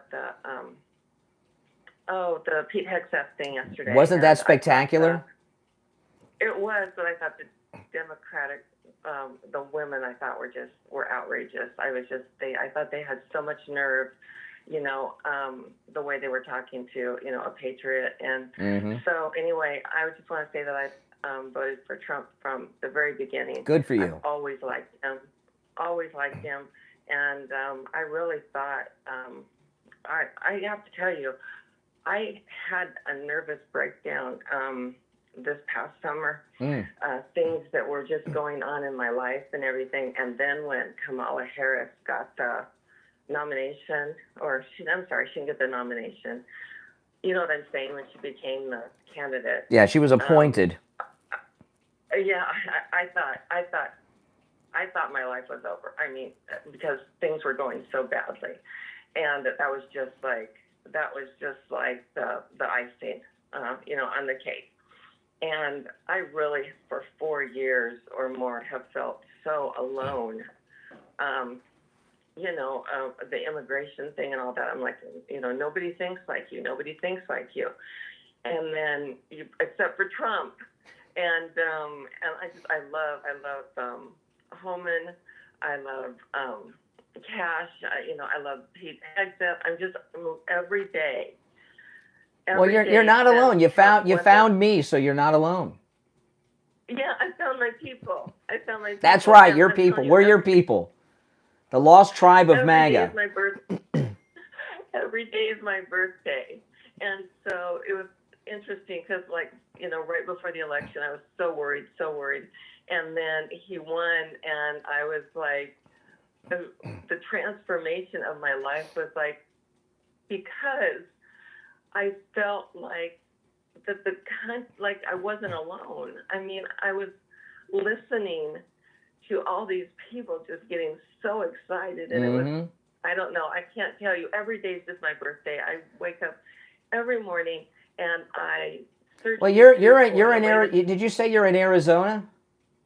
Arizona, and I'm so sorry that Carrie Lake didn't win. That's okay. Yeah. Well, listen. The ghost of John McCain, that John McCain Republican machine is strong in Arizona. They're never going to let Carrie Lake win anything out there. So it's not going to happen. Oh man, I don't know. I think that she went too hard on the abortion issue. I just wish that she had, because I just wish she'd. No, Carrie Lake didn't do anything wrong, but she, the Republican establishment has been overthrown by Trump, but they are still in power in Arizona. That's it. How many counties do you have in Arizona? Oh, I don't know. Like four or five, right? So, a lot. You have like 4 or 5. Well, I'm in Florida. In Florida we have 67 counties in Florida. 67. Oh, yeah, not you like that. and you have like 4 or 5 in Arizona, right? Not that many. And Maricopa's huge, and Maricopa hates Carrie Lake. So there's no way. The only hope Carrie Lake has is maybe a House seat, maybe. But she's never going to win a statewide race in Arizona. They're not going to let her. But hey, listen, I'm glad you found this, and welcome. Okay, and I want to ask you one thing that I saw the other day that maybe you know the answer to, and I don't. Why does Steve Bannon not like Elon Musk? I've talked about this a lot. I believe, and I'm a big fan of Steve Bannon, but I love Elon and I love Trump. Bannon's jealous. He Trump fired Bannon early on in the first term. He worked for Trump. He fired him, if you remember, and he's jealous of Elon. I believe Bannon doesn't have the access to Trump that he thinks he deserves, and he's jealous. And that's it. But he could get beyond that and be back. I wouldn't write Steve Bannon off yet. He's just, he feels that he's owed a seat at the table that he's not getting. He went to prison and all. Oh, well, Elon, I just want to say thank you to him. I mean, he certainly, could be doing many other things, but he can't be president. I wish he could. All these patriots who are stepping forward, I appreciate every single one of them, because I felt so alone, and now. Well, you're not alone. Well, welcome. I'm gonna move on, but thanks for calling and welcome to the community. All right, so hey. Oh man, I tell you, yeah, don't feel alone. I know you can. It can feel that way, and I'm lucky. I'm in Florida, right? I'm in MAGA country. Anytime I feel lonely, well, I could just talk to you guys in the audience, and you guys are out there, or I could just drive over and take a look at Mar-a-Lago. You know, I cannot wait for Air Force One to be back here in Palm Beach. I want to tell you guys about Dr. Philip Appleton and his laser wave pain treatment. You know, he has rid me of pain seven times. Both of my shoulders I've had injuries in, and one of my shoulders I've had two injuries in. He's rid me of pain every time. His laser wave pain treatment works on every type of pain I've ever heard of. It works. It's 100% painless. Dr. Appleton performs all the laser treatments himself. There are no shots, no injections, no drugs, and no downtime. And what the laser treatment does, it repairs the damage that's causing the pain. That's why the pain doesn't return. It's absolutely amazing. Appointments are not necessary. Walk-ins are welcome, even on Saturdays with Dr. Appleton. And we have listeners that come from all over the country to see Dr. Appleton. While appointments are not necessary, you can make them. And it's also a no-charge consultation with Dr. Appleton. If you have x-rays or MRIs or anything, bring them with you. He'll gladly take a look at them. Give Dr. Appleton a call and say bye-bye to your pain, like I've done 7 times. 954-973-0710. 954-973-0710. That's 954-973-0710. And online, AppletonCairo.com. That's AppletonCairo.com. All right, we're at the midpoint of the show. We're going to take our bottom of the hour break. There's one opening on the board at 1-888-465-2631. 888-465-2631. I'm Brian Craig. It's the Steve Kane Show. Back after this.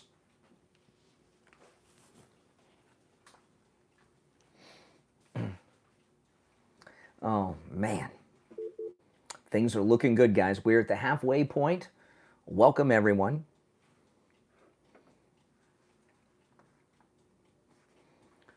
And I'm going to go back to the calls after the break.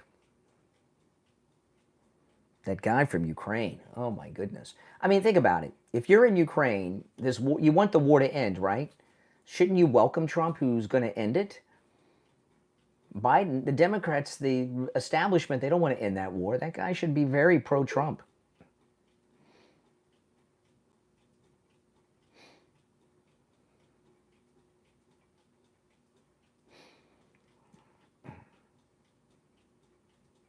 Well, I'm at work. I'm very lucky that I'm at work, Daniel.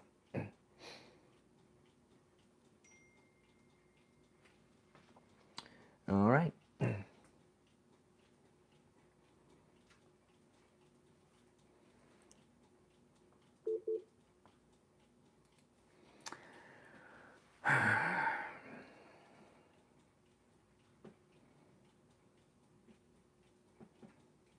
Oh, yeah. 5 days till the return of Trump. All right.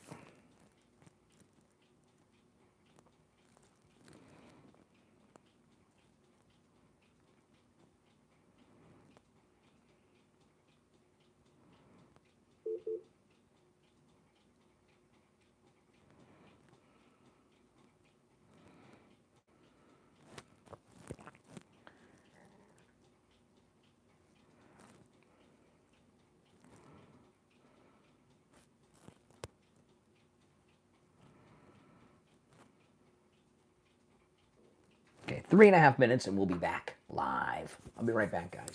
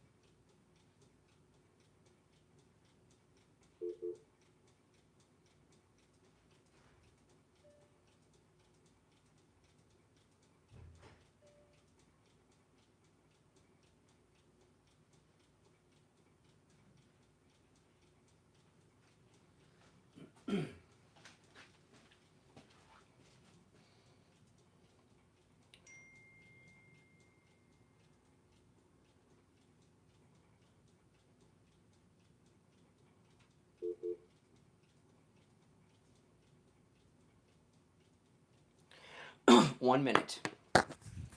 1 minute, and we will be back.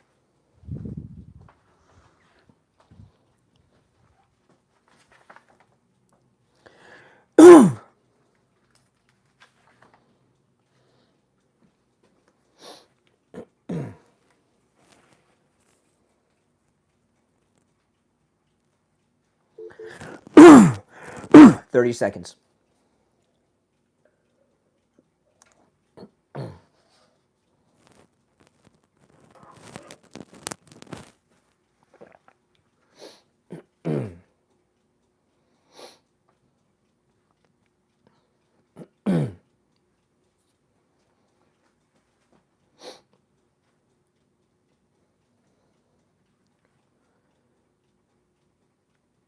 Welcome back, everyone. I'm Brian Craig. You're listening to Florida's longest-running radio show, The Steve Kane Show.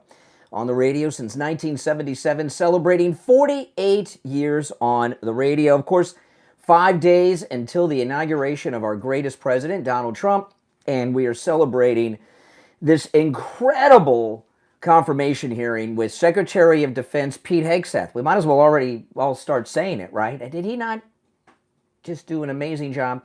All right, there's 2 openings on our board at 1-888-465-2631. You're on the air. What's your name? Where are you calling from? You're on the air. Jeff from Maine. Hey, Jeff. How you doing? Jeff from Maine. Hey, Jeff. You're on the air. Hey, that caller from Ukraine, he wasn't. Yeah, can you hear me? I sure can. Hello? Oh, okay, I'm sorry. It sounded like we had a bad connection. Yeah. And my point is that guy was not in Ukraine with a connection as good as that was. No, he actually was. I checked. No, he called from Ukraine. I checked. Did you? Mm-hmm. Yeah. How did he have such a good phone connection? Because our tax money is rebuilt the entire infrastructure of Ukraine. That's right. That's why. Yeah, and you know that's the type of socialist right there that when communism takes over, they won't even know it's bad because they're too foolish. If it wasn't for America, Nazi Germany would have taken over Europe and Russia and Ukraine. And we gave more lives in World War II than all the others combined. Mm-hmm. That's right. And this country, we stand for freedom. That guy is a Fruit Loop. I don't know what he was talking about. And why isn't he thanking Trump for coming in? Because he's going to put an end to that war. Because they don't want the war to end. When the war ends, the money's gone. The money ends. That's right. And Trump will end that war so fast that it will spin their heads over there. Mm-hmm.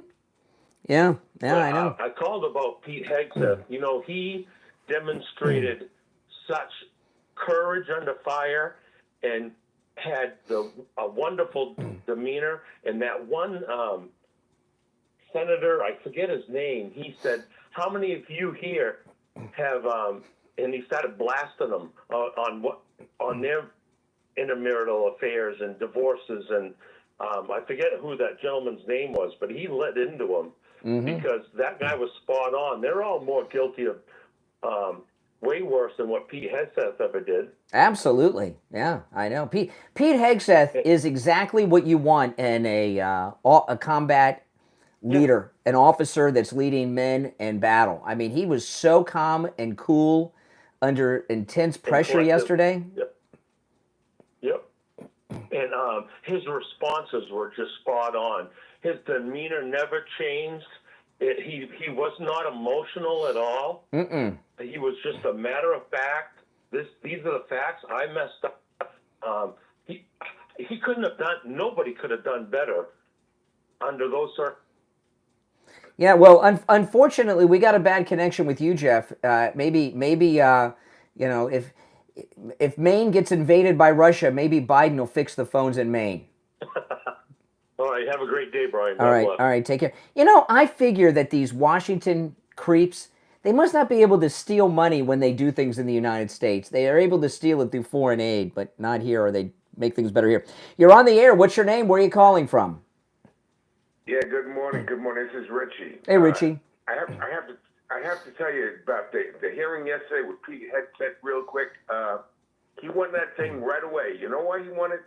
Because right away he said the Lord Jesus Christ forgave him. Mm-hmm. And then these mere mortal sinners who were hypocritical sinners started attacking him. And I knew he was a winner from that point on, because what are you going to do? Are you going to accuse a guy of something and pounce on him? Mm-hmm. And then he says, well, Jesus Christ has forgiven me. You're not going to go against Jesus Christ, are you? Yep. That's number one. Got to address these schmucks that called, and I call them schmucks, this guy that says we're followers and uneducated, that caller that said Pete Hegseth would make a good soldier, but not to be able to. In other words, you're good enough to go and die for the country, but you're not good enough to send soldiers over there or actually run the show. I mean, this guy's a moron that called. He says, we're followers. Guy, I hope you're still listening. We had a choice in the election. We had a brain dead president who gave his rights up to a total moron. So we either vote for the moron or we vote for President Trump. That's right. What do you do if you're intelligent? If you're intelligent, my friend, you vote for President Trump. You don't vote for somebody who can't say a sentence. That's right. Okay, that I got to get it out of the way right away, because all these people, and the guy from Ukraine, by the way, that said China is so good. Well, you know, if you were making Apple phones in this country in a factory, you'd be making probably between $20 and $30 an hour. You know what they make over in China, smart ass? 30 cents. Excuse me, I hope I can say that. Yeah, about 30. No, maybe a nickel an hour. An hour. You know, and you know, China. I just saw a report out of China about all the elevator deaths. That all the elevators just randomly fall. It's like in that first scene in Speed with Keanu Reeves, that the elevators just fall all the time and everybody inside gets killed. How about their drywall? Yes, actually, they got some of their buildings. They got some of their buildings built with that drywall. You're going to start seeing cancer all over the place over there. It won't be a matter of time. I mean, these idiots. I can't. Well, you know, the guy from Ukraine has a perfect American accent. He's like a. He was born here. Well, born here. He was born here. He's kind of like one of those sleeper agents that they you know, Ukraine was part of the Soviet Union, so they got a shared thing, you know. He's like it's like talking to Tokyo Rose, that guy. Tokyo Rose was born in Ohio. Yeah. He's Tokyo, he's Ukraine Rose. Yeah, when President Trump, by the way, you were right. When President Trump says Canada, we're going to make him 51st state. Well, by him making that statement, and he threatened Trudeau that he was going to charge him tariffs on the cars, and we don't need the cars coming from That's right. Canada. And this guy was on the edge. He actually overthrew him because the fact of the matter is the people are not happy in Canada with the socialist president right now. That party took over. What Trump was, you're right about all that. Trudeau would still be prime minister if it were not for Trump. But the other thing is, right. I think I had no idea that we gave any foreign aid to Canada. They're a first world country. I didn't either. I mean, I don't approve of really any foreign aid, but usually you send it to like third world countries. They're Canada, out of all the countries in the world, even though they're socialist, Canada is as close to the United States as you can get without being the United States. They are a first world country, and we are funding the entire country. Everything. We're funding their health care. We're funding their health care system, their military. We're even paying their dues. The military. We're even paying their dues to England to be a part of the Commonwealth. Yeah, why would we have our military? Why don't they have their own military? You know why they don't have their own military? Because the socialist ways couldn't afford it. They do have a military. No, they have a military. We're just paying for it. Small. We're their military. That's correct. We're their military. Yeah, they have a joint force. Just like NATO, we are their military. That's right. They might have little. I mean, who do you think is supplying all these weapons?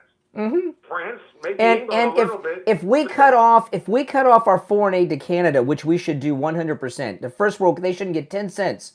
You know, they would collapse. There's social. You know, everybody when they want to, like during Obamacare, Look at Canada. They have, well, yeah, well, we're paying for it. If the United States cut foreign aid, that healthcare system would fail. They wouldn't have the money to support it.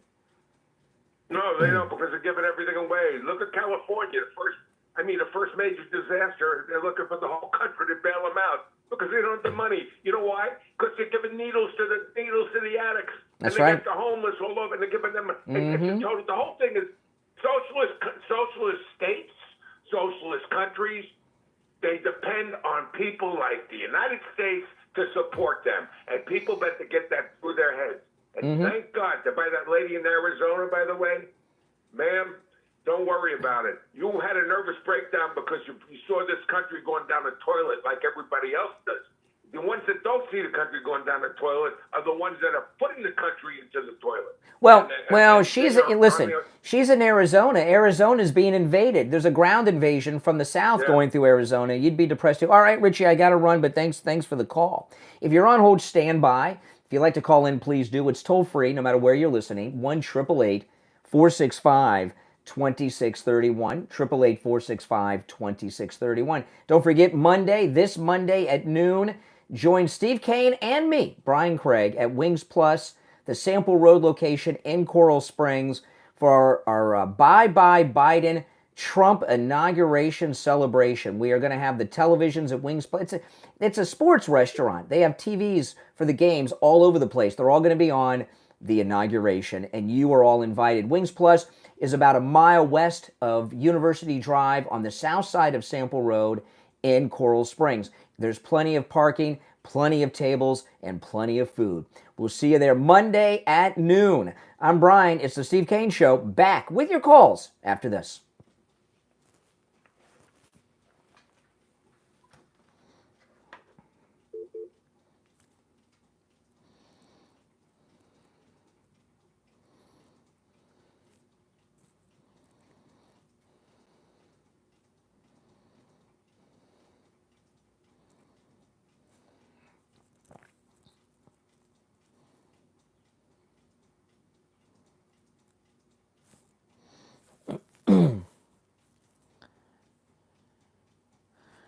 Yeah, Monday when I did the show from this studio, felt good, but today it's totally natural to do the radio show from here. I got it down pat, which is awesome.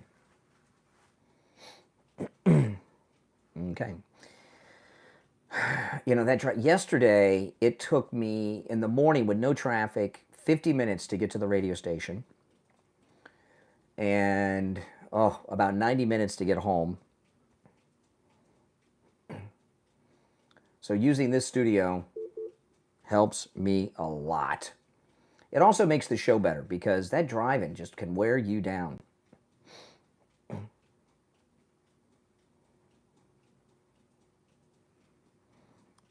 Welcome. Make sure you subscribe. If you're new, my name's Brian. This is where MAGA comes to talk. I host a morning radio show that's on a whole bunch of FM stations here in Florida. And, of course, I'm live streaming here on YouTube and other places while we're on the radio. So the callers you were hearing, some of them are on the radio, some of them are on YouTube, some of them are on other platforms listening. 2.5 minutes, we'll be back. The show is flying by.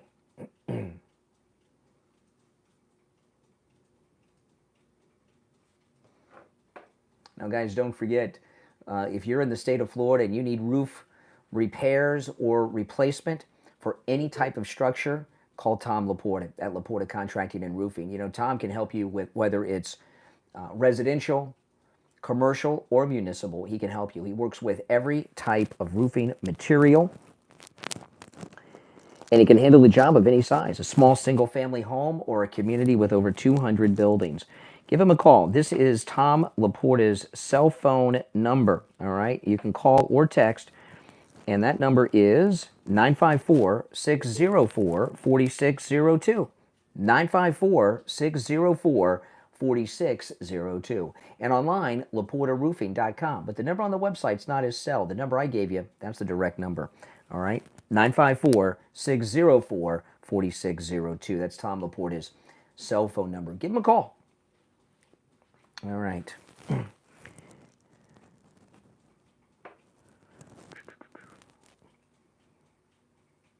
30 seconds. If you're on hold, hang in there.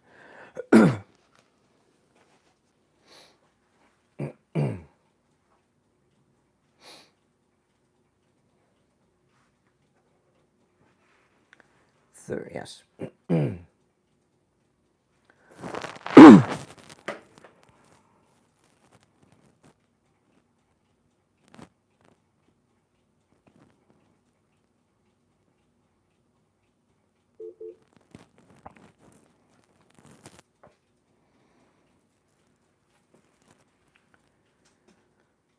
Welcome back, everyone. I'm Brian Craig. You're listening to Florida's longest-running radio show, The Steve Kane Show, on the radio since 1977, celebrating 48 years on the radio. And, of course, we are 5 days, 4 hours, and 12 minutes away from the inauguration of President Trump as our 47th president. And we're celebrating that incredible hearing yesterday with Pete Hegseth, which, you know, it's like what...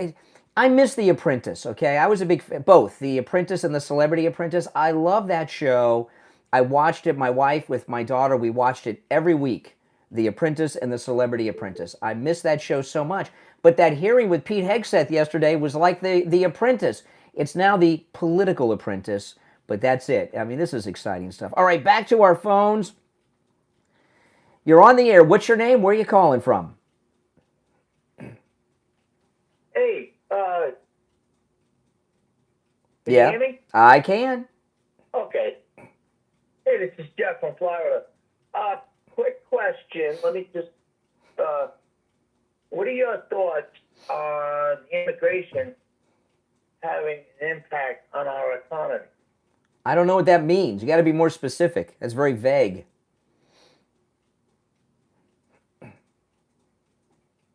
Yeah? Hello? Yeah, you got to be more specific. All right. Oh, my goodness. There you go. You're on the air. What's your name? Where are you calling from? It's Bob from Jupiter. Hey, Bob. Hey, real quickly, a couple things. Do you remember Lloyd, couldn't talk, couldn't say anything when he was doing it? Where was all his vetting at? And then what about Colin Powell? Remember the C student who couldn't get through anything, and he was so great? How come he wasn't vetted more properly? Yeah, exactly. Well, because they're Democrats. Even Colin Powell was a fake Republican.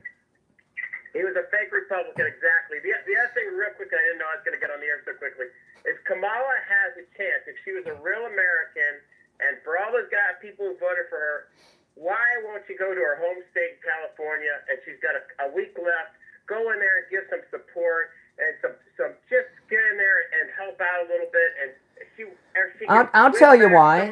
I'll tell you why. Because she's been on a bender. She's been drinking ever since she lost. All right. I mean, and I'm not kidding. If Kamala Harris were a half decent person, she would go out to California and do everything she could to help California these fires. But all she is looking at the bottom of wine bottles, worrying about herself. And how easy would that be?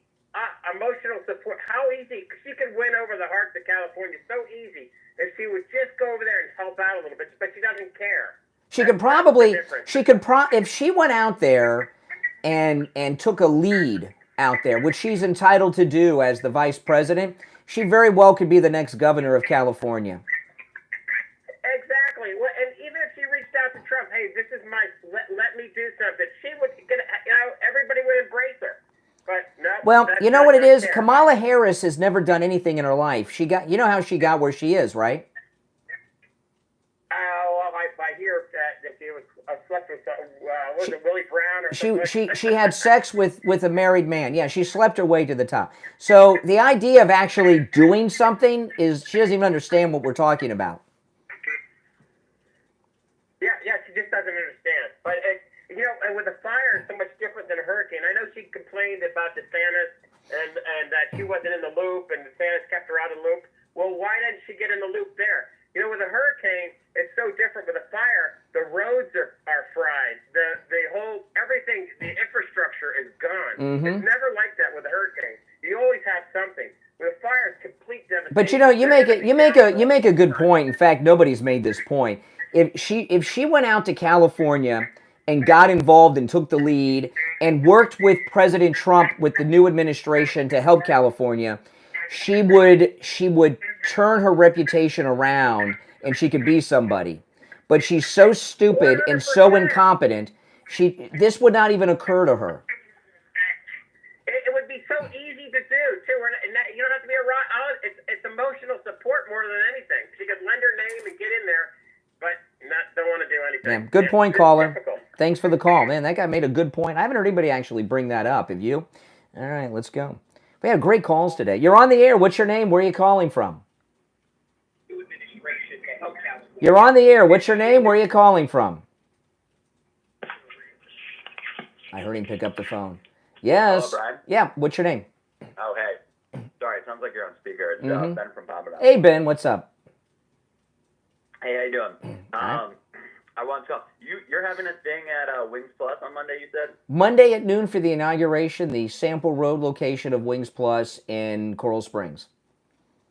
All right, I'm going to see if I can do that. I wanted to call in. You know, I heard the guy that called in is idiot, such an idiot about the... Which one? Zelensky. The one who is apparently sympathetic towards communist China. Oh, being yes. The leader of the free world. And saying that Zelensky isn't a dictator, even though he jailed opposition journalists, jailed opposition opponents, suspended elections indefinitely. And they always have an alibi. It's always, it's a state of emergency. So it doesn't, but that guy was a complete moron. And it sounds like he was like a sympathetic towards China's Communist Party. I mean, these people throw in dissidents in jail. You know what it sounded like to me? You know what it sounded like to me? It sounds to me that he's a professional Ukrainian propagandist. I said he's like Tokyo Rose, right? He's Ukraine Rose. He may be an American, like Tokyo Rose was, and they had them in Germany too. His job is to get messaging out on American media to prolong this war. He does not want the war to end, because when the war ends, the money stops. Right, and he's so dumb. Trump's not an isolationist. He's not a neocon, but he's not an isolationist. I mean, he did a missile strike on Soleimani. That's not isolationism. He strikes a good balance that we're not used to, but it doesn't make him an isolationist. So this guy just fire hoses mainstream media and then believes it. I don't know why he was speaking so highly of China. These people are brutal totalitarian regime, and they do terrible things to their people. They organ harvest. They persecute anyone who is a threat to throwing people in jail. And he's talking about, their infrastructure and how, they could be the leader of the free world. He's a complete fool. I mean, or he's, probably a communist, like a covert communist. The thing about it is, what President Trump is doing is reestablishing America's proper place as leader of the world. Yeah, and that's exactly we've gone through this song and dance before. They're so bitter that they lost. So what do? They go at the beginning and there's so now they lost. So now they say all his policies aren't going to work. They couldn't beat him by lying about him and saying he was a threat to democracy and literally Hitler. And so he gets in anyway. No one listens. So their next step is to just go after the agenda. Well, it's not even going to work anyways. We saw this in 2016, and people lived through 2016, and they wanted a second helping of it. And they just this is better than him having 2 consecutive turns, because this is the American people pretty much admitting, hey, we made a mistake. We should have got you in 2020. About 3.5, 4 years ago, I told you guys this on this program. I said, we are going to find that when Trump has 2 non-consecutive terms, he's going to come back with that second term with a mandate, and he's going to get and look where we are. I was very much correct about that. Oh yeah, because it was night and day contrast. It was back to back. We lived through Trump, we lived through Biden, and this really is one of the most momentous elections because of the conditions. They tried to jail him, FBI raids. They tried to take him down with fake accusations. And don't forget, they tried to kill him too. They shot him, and then they tried to do it again at the golf course. Yeah. Yeah. I was getting to that. There was 2 assassination attempts, probably a third by Iran. I wanted to throw this out. Who was that? Who was that young Twitch streamer that gave Trump the Cybertruck that had the fight rap on it? Aiden Ross. Okay, yesterday, because the radio station, I live not far from Mar-a-Lago. I saw a Cybertruck with that wrap on it yesterday in Palm Beach County. And it was, I was going north and it was going south, and I was going to make a U-turn to follow it because who's driving that? Is it Elon? Is it Don Jr.? I don't know. Whoever was driving that had to be somebody. And I was like, but I it was a red light. It kept going. I couldn't catch up to it. I don't know who's driving that Cybertruck, but I saw the Aiden Ross Cybertruck yesterday going down the road here. I was like, That's man. pretty cool. I know. That's pretty cool. I know. It's so cool living so close to Mar-a-Lago because right now it's the center of the universe. That's right. Every single important player in the world leaders are vying to be in Trump's inner circle. China's begging to be in Trump's inner circle. Everyone wants to be a part of the party. Mm-hmm. Palm Beach is the center of the universe, and it's amazing how normal. I saw a woman in the Connecticut state legislature. She was one of their local representatives wearing a MAGA vest. I mean, this stuff is getting so normalized. Remember, you would have gotten punched in the face wearing a MAGA hat walking down any major city. That's right. Now we have, suburban mom book clubs, and they're all wearing Well, MAGA hats. Next week I'm going to Los Angeles to visit my daughter. I don't know if I should bring the MAGA gear with me. Dude, do it. Do it? The time of being in the closet is over. I can be out? And guess what? You got to be out. And you know what? With all those fires, all these people are. I heard Megyn Kelly come out the other day, said she had one woke friend who lived in L.A., and she said her woke friend, her friends' woke friends, they all want to vote for Republicans. Republicans would be such a welcome change given that fire. I mean, they all deep down know that this is just typical Democrat mismanagement. Mm-hmm. This wasn't climate change. This wasn't. There are some arsons, but at the end of the day, it was them wasting, having the best tax revenue base in the world. Well, listen, I'm out of time for the hour. I got to run, but hopefully we'll see you at Wings Plus on Sample Road Monday at noon. I'll make an effort. Yeah. All right, take it. Now, listen, guys, when you come to Wings Plus, come up to Steve and me, all right, and introduce yourself, okay? Don't be afraid.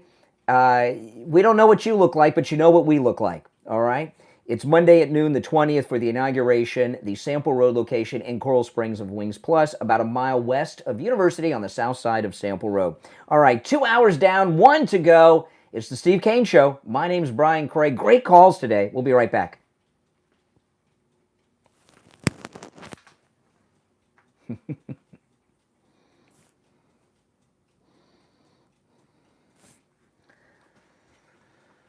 All right. Let me cue some things up for the next hour.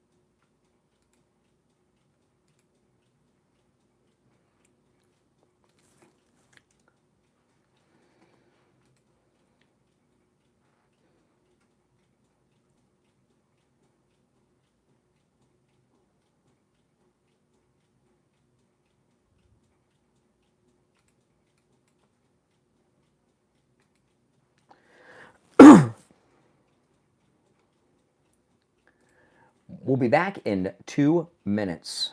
Okay, I got to get to some of these audio sound bites. If you're new, make sure that you subscribe, okay?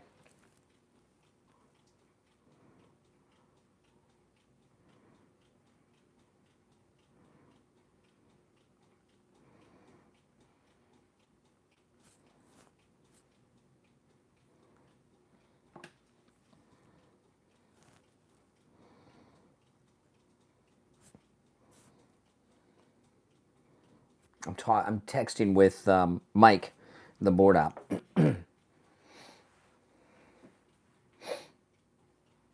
We're coordinating when we're coming back, and he's telling me what commercials I have to do, so and all that. We'll be back in a minute and a half or so. If you're on hold, hang in there.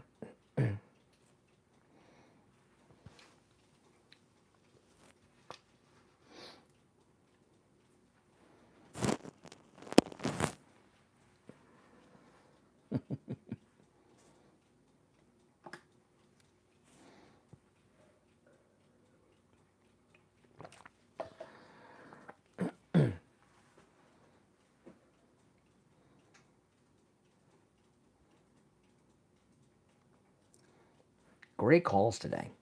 1 minute. Yeah, if you look on my YouTube channel, I put up a video last week. I gave a real quick look behind the scenes of my studio here. You can take a look at that. Okay. 30 seconds. You're all welcome to call in. I have one line less than we have at the radio station here at this studio. Okay, here we go.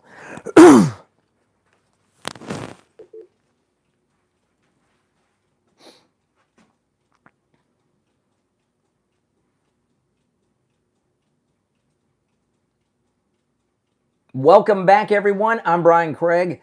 This is the Steve Kane Radio Show, Florida's longest-running radio show. On the radio since 1977, celebrating 48 years on the radio. Oh, man, third hour has begun. We are 5 days, 2 hours, and 56 minutes away from the greatest president ever, Donald Trump's inauguration, and I am excited as can be. All right, I'm going to go back to the phones. I haven't gotten to any of the sound bites from the hearing yesterday, but I'll try to squeeze some in this hour. You're on the air. What's your name? Where are you calling from? Good morning. Yep. Yeah, you're on the air. Go ahead. Oh, hey, it's Joan from Tampa Bay. How you doing? All right, Joan. Let me turn off my volume. Yeah, please. That's okay. Yes. Biden said a couple of days ago he's going to take care of everything in California. Really? In 5 days? Yeah, he announced that. He's great. going to take care of it all, right? Yeah. And then he sits around with his chest puffed up, sitting at a desk saying, if you apply to FEMA, everybody's that applies is going to get a $770 check. Oh, in California, that's about a tank of gas. Yeah.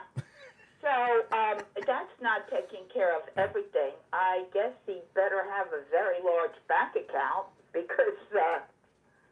So let me get this straight. I just lost my home. I just lost my home and everything in it, and he's giving me $750. Oh wow, that's awesome. $770. Oh, $770. Well, thank you very much. I can rebuild my home in Malibu now. Thank you, Biden. What a jerk. And then when you file your taxes, if you received FEMA money, that's considered income. And your tax return is actually deducted for that $770. You know, I got to tell you, I feel, I found out, did I mention this on the air yesterday? In, I think I did. In California, there are 5.5 million registered Republicans in the state of California. 5.5 million registered Republicans. That's more than we have in Florida. We have 5.3 million registered Republicans in Florida. Isn't that something? And Well, I'm one of them. well, so am I. But, California, can you imagine what it must be like? You've lost your home. It's gone. And you still got to make the mortgage payment? Oh, my goodness. Or they'll foreclose on the property? The taxes, yeah. Even though the state that's been collecting your taxes didn't come to your aid. Hey, Joan, I appreciate the call. Take care.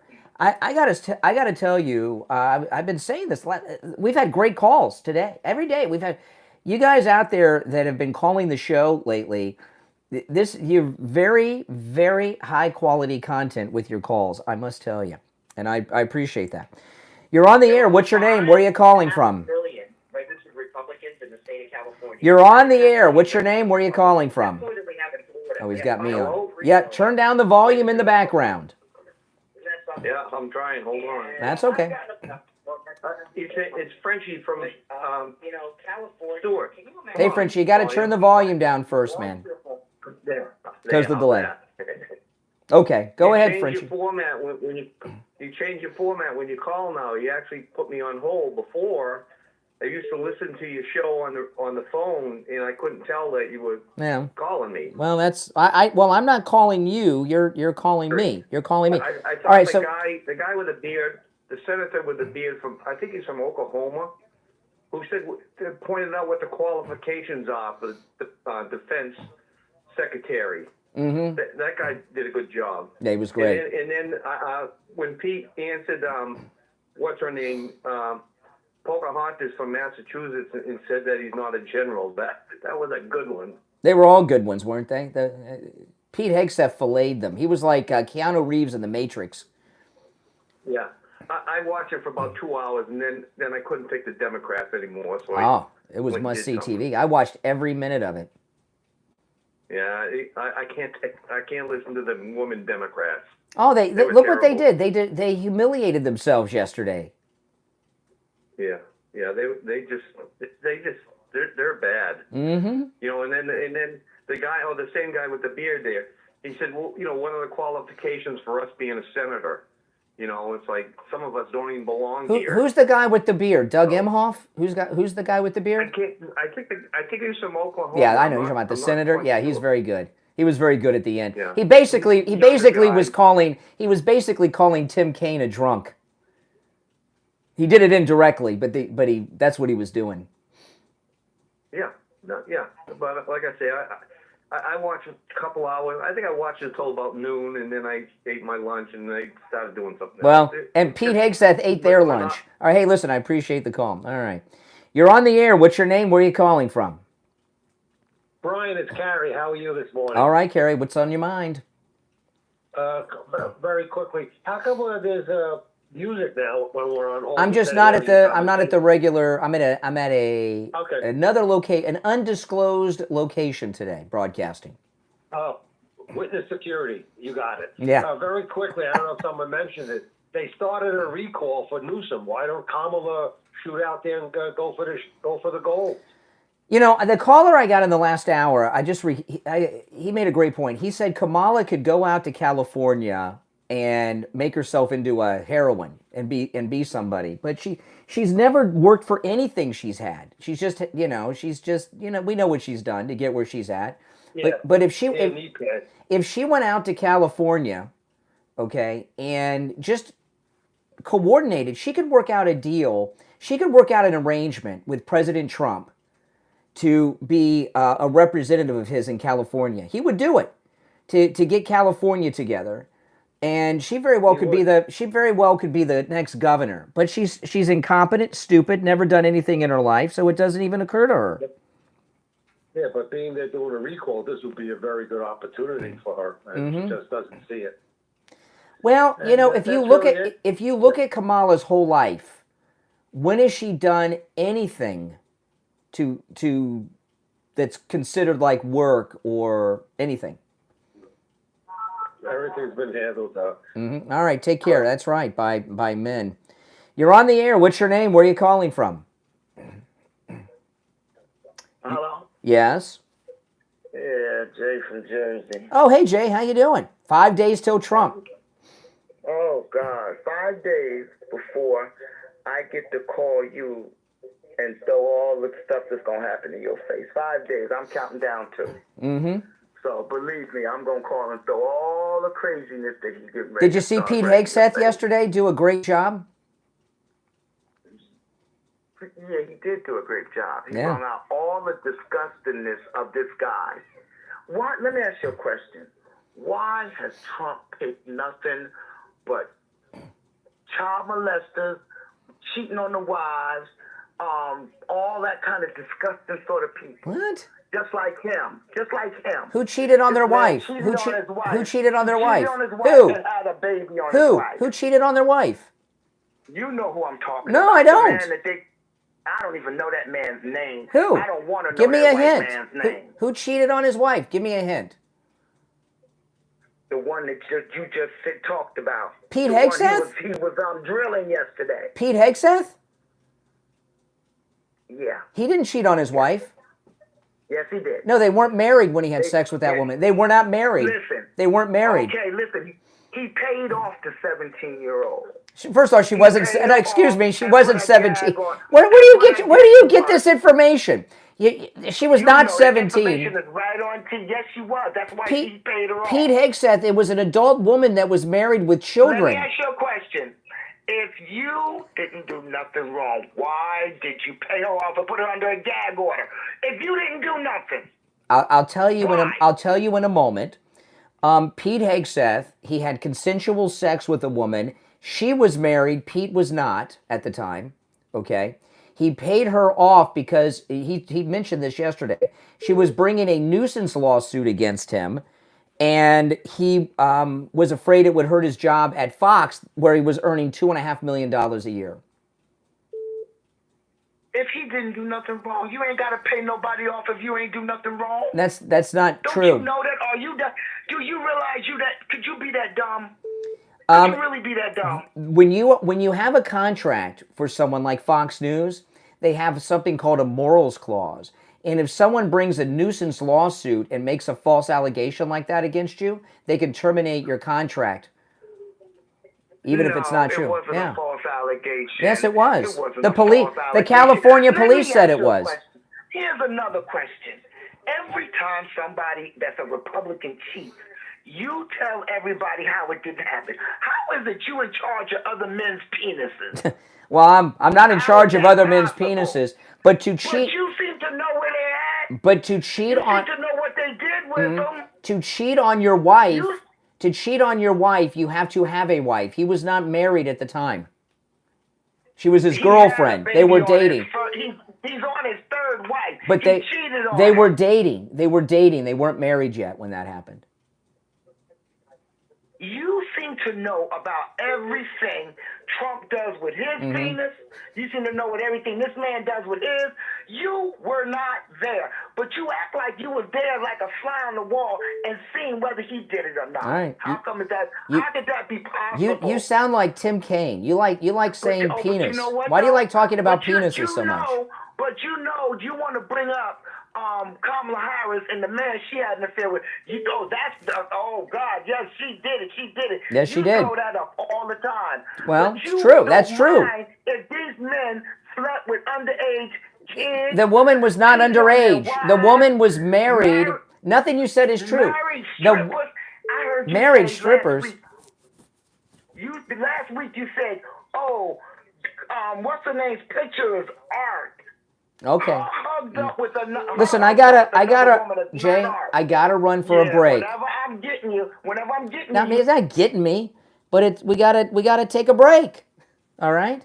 Oh my goodness. See what Trump's coming back. He's having a meltdown. Trump derangement syndrome is back, and it's strong. All right, we're gonna take a break and be right back.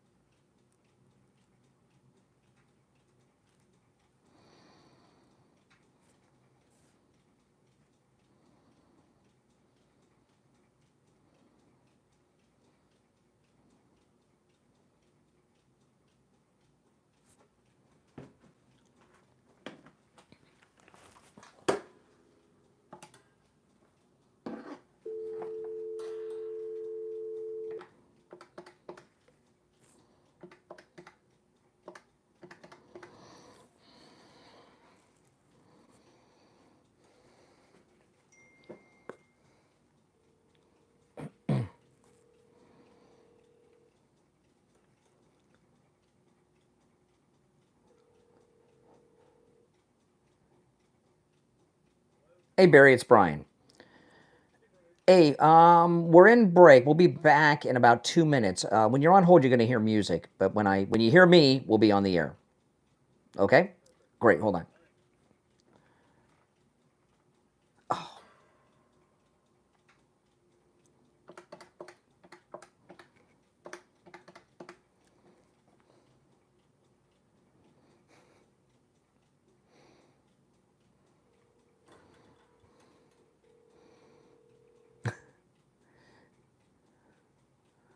Uh-oh.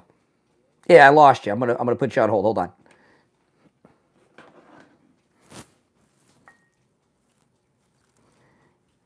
Okay.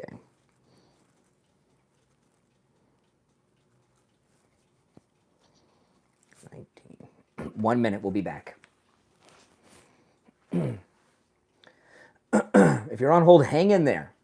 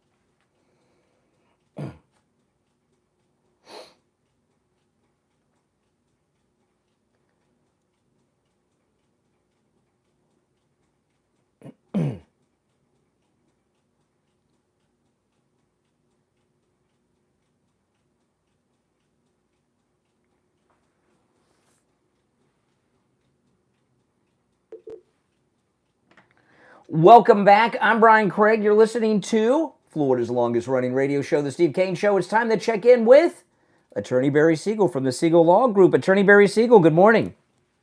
Good morning. Great. What do you have for us today? The middle of January, right around the time that people tend to give up on their New Year's resolutions. And, if you put some time and effort into determining what they should be, we shouldn't let them dissipate.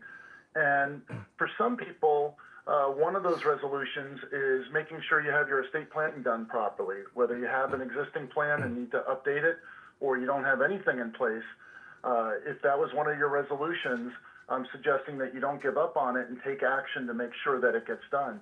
Because by doing so, you protect your legacy, you protect your loved ones from having to deal with the probate process that costs a lot of money, takes a lot of time, provides a lot of aggravation, and we don't want them to have to think of you in that way, like thinking that you didn't have things prepared. We want to make sure that your beneficiaries are protected from future ex-in-laws taking half of the inheritance or all of it if it's not properly drawn up, and also protecting you from the cost of long-term care to make sure that you have an estate plan that can help you qualify for government benefits in the future if you or your spouse ever need to pay for long-term care.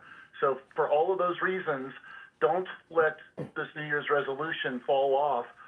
Take care of it so it's not lingering for the whole year, and then you're not starting over with it next year. Yeah, that's right. And it's always a no-charge consultation with the Siegel Law Group if you mention you heard Attorney Barry Siegel on the radio. So give them a call. It is toll-free, 855-FLA-3782. 855-FLA-3782. And online, SiegelLawGroup.com. All right, Attorney Barry Siegel, we will talk later in the week. All right, thank you, Brian. All right, take care. We are back. Callers on hold, stand by. Our number, 888-465-2631, 888-465-2631. Great calls today. We've been hearing from a lot of liberals, and I got to tell you, if you're a physician who have some type of treatment program for Trump derangement syndrome, get in touch with the radio station because we have a lot of potential patients for you in this audience because the Trump derangement syndrome is back. and it's back hardcore. You're on the air. What's your name? Where are you calling from? Hey, it's Lynn from North Carolina. Hey, what's up? Well, you were arguing with that guy that said that Pete had it, he cheated on his wife. It's not true, His yeah. current wife was a Fox News employee. He was married when he impregnated her. Mm-hmm. But he wasn't So married. He was not married to his current wife when that happened. He was married to his second wife when he impregnated the wife he's married to now. Oh, okay. And what should we do with that information? Well, you're screaming at a guy that's telling you that he cheated on his wife, but you're broadcasting to a lot of people, and that's an important. No, he didn't. His wife that he's married to, he was not married to her when he had. And I don't think he was. He was divorced and dating his current wife when he had this encounter at the hotel. But let me ask you. I know this isn't a polite question, but I'm sure you've had sex. He was married to his second wife when he impregnated his current wife. Is sex bad and a disqualifier to be defense secretary to you? You justify anything. He's putrid. He's on his third marriage. So what? And what about the stuff you say about Nikki Haley? Yeah, what about it? It's exactly, she was cheating on her husband. You make a big deal out of it, but this is not a big deal to you. That he impregnated a current employee of Fox News So I asked you this question. What do you want to do with that information? Slow down. I'm trying to get. Then while she was pregnant, he went to California and had that. Slow down for a second. So are you telling me that he should be disqualified as defense secretary because he had sex? We're not even talking about that. We're talking about you yelling at someone when you're ill-informed. No, I'm very informed. But I'm trying to. I'm trying to. Know what I just told you. I am trying to get information from you. So what do you want to? Is that a disqualifier to him? Of him? Did you know that what I told you was true? I'm not sure about I never heard the Fox employee. I don't know about that. You're not even informed enough to be on the radio discussing believe me, I'm very well informed. I'm very well informed. This is common knowledge. Listen. I'm not your husband. You got to talk to me like a normal person and have a conversation. This is common knowledge that you're yelling at somebody. No, and he you was don't not. even know what He you're is. talking about. His wife was with him yesterday. He was not married to her or anyone during that encounter in California. He was not cheating on his wife. It doesn't mean they were married. 2 months pregnant. 2 months pregnant. 2 months pregnant. So what? They weren't married. When he was screwing that woman in Now California. let me ask you. Why do you keep repeating that over? Are you some kind of pervert or something like Tim Kane? You just keep repeating this thing. It's almost like you're like getting into some like you're doing 50 Shades of Grey with me here. I'm trying to have a conversation with you, and you're getting all perverted on me. Yourself before you get on the radio and try to yell at people. What was your name? Karen from North Carolina? Let me ask you this. My name is Lynn. I know what your name is. Lynn. I know your name's Lynn. You told me that. That's called a joke. But as most liberals, you have no sense of humor. Why is it okay when Pete does no, it, I'm not asking. Nikki? Well, there's a difference between Nikki Haley and what Pete Hegseth did. What is it? She was married at the time. He was not married. He was married when he was married when he knocked up his knocked up. Knocked up. You mean impregnated the mother of his child? That's what you call knocked up? Well, he was married to another woman. I told you he was not married to his current wife at the time of the incident in Monterey. Okay, but he was married to his second. How many wife times when are he you? Let me ask you something. Third wife. Are you into like porn or something? Because I'm trying to have I'm trying to have an adult. Me get out of here. You called me. You can't even. All right, thank you for the call. I'm trying to have a conversation, and you just keep going back to the sex stuff. It's very unusual. I've talked to a lot of men on the phone who are pervs. It's very rare to get a woman. All right. You're on the air. What's your name? Where are you calling from? Good morning, Brian. This is Barbara in Baltimore. Hey, hold on one second, Barbara. Oh my goodness! I mean, this woman just wanted to go over the sex stuff over again. It's like she was reliving it. You know, before you get into your thing, Barbara. The reason I was talking to her about that is I'm not approving of anything that he did with the previous marriages and everything. I'm like the Chick-fil-A guys. I'm married to my first wife, guys. Okay, but here's the thing. They get on this moral high ground. First of all, they act as if there's someone that Trump could pick that they would approve of, right? They're not going to approve of anyone. He could pick a priest that's never had sex, and they wouldn't approve of it if Trump picks them, all right? So that's the other thing. Another, but they act like, well, if he didn't do this, I'd approve. The other thing is this.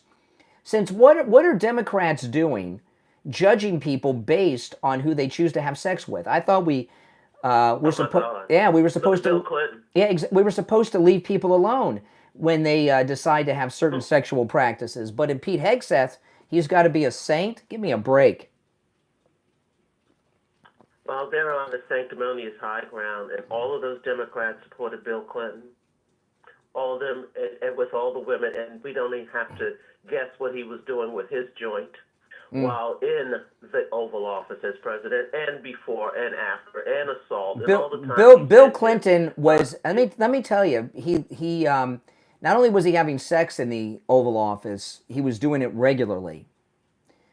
Bill Clinton. I know, and see, they overlook all of that, and then they also supported Hillary, and Hillary did everything she could to discredit and destroy the lives of all the women he assaulted. That's correct. And had affairs with, or just, and it's just so sickening to watch them. But Pete took the high ground, and of course, I've got to say this about your caller. You know, there isn't a day that goes by that all of your audience, we long to hear the stupidity that comes out of the mouth of this person. I think his name is Jay. Mm-hmm. What an idiot. What an idiot. And, you know, none of this matters. All of what they did yesterday, none of it matters. And I just love the way the Republicans handled it, especially when they called attention to the people who came into the Senate drunk to vote, and how many of them whose wives have left them because they have had affairs up there. That's right. You can hear a pin drop when that goes on. Nobody wants to talk about that. It's like they are above reproach, and especially somebody like Tim Kaine. Barbara, I hate to cut you short, but I'm late for the break. But you made some good points. We're good. All right, take care. Have a great day. You too. Thank you for the call. Barbara's calls are always good. She's a very good caller. She was our caller that was sitting behind the president when that Never Trumper shot him in Butler. I'm Brian. It's the Steve Kane Show. Back after this.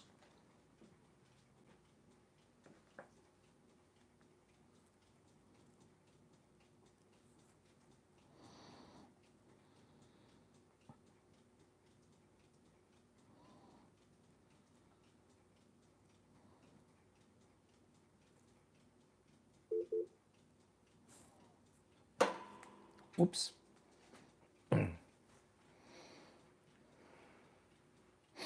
If you're on hold, hang in there.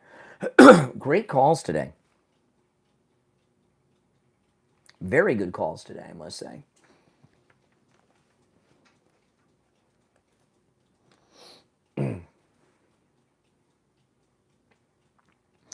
I'm just waiting for Mike to tell me when we're coming back. I took that break pretty late.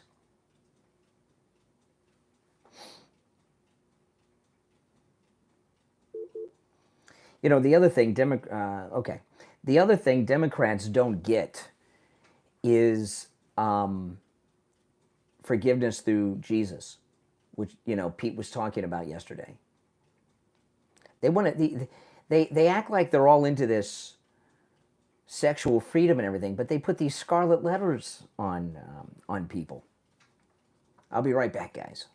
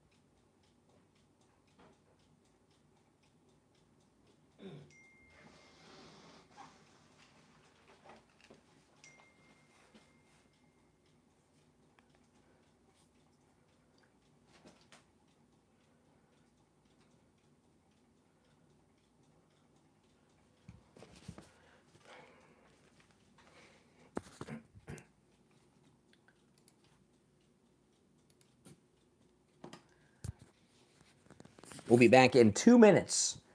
I went long on all the breaks, so we're behind, and I've got 2 more commercials I got to get in.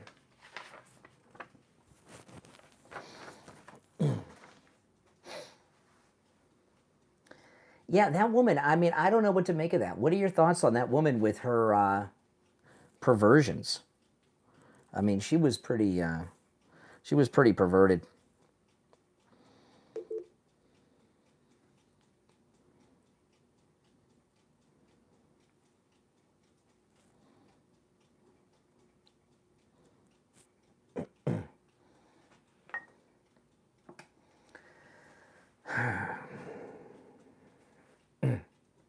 If you're on hold, hang in there. Some great calls today.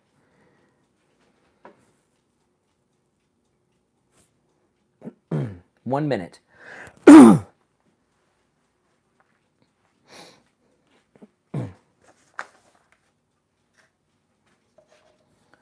see.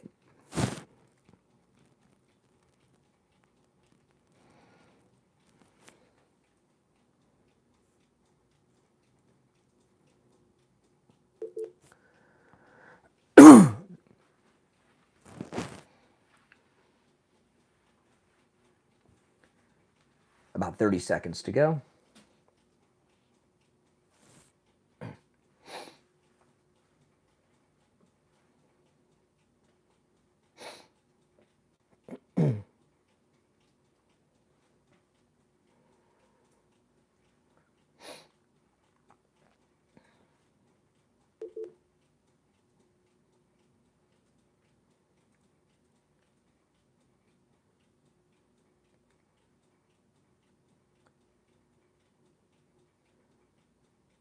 Welcome back, everyone. I'm Brian Craig. You're listening to The Steve Kane Show, Florida's longest running radio show on the radio since 1977. We have had spectacular calls today, even the liberals. I'm glad to hear from you. You're on the air. What's your name? Where are you calling from? This is JJ from Mass. Good morning. Hey, JJ. Hey, Brian. I just wanted to talk a little bit about, well, a couple of things. The hearing yesterday is actually the reason, and when you look at it, it's the reason why we voted for Trump. It's sort of a normal versus abnormal thing. And oh, yeah. When I look at these, the DEI woke policies of the Democrat Liberal Party, I mean, it's sort of a leprosy on intelligence and common sense and safety. You can see it for your eyes. I mean, you can look at Lincoln Riley in Georgia. And you can look just yesterday or a day before in Revere, just north of Boston, an illegal alien who was staying at a hotel, courtesy of the taxpayer, was arrested with an AR-15 and $1 million worth of drugs. You get DEI, educators in Baltimore. The kids can't read grade level. You got The Walking Dead in Philadelphia with drugs. And you look at San Francisco, it's an open Gobi ditch. These are all Democrat and policies. And then we come to L.A. I mean, they might as well start calling L.A. Wokushima because it looks like a freaking nuclear bomb. Wokushima, I like that. Wokushima. Did you make that up?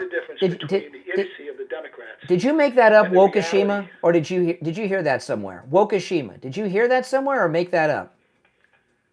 I can barely hear you, but I made that up. I like that. That's great. Well, I tell you what, I was looking at some footage of actually the Tokyo bombing, the fire bombing. I think it was in March of '45.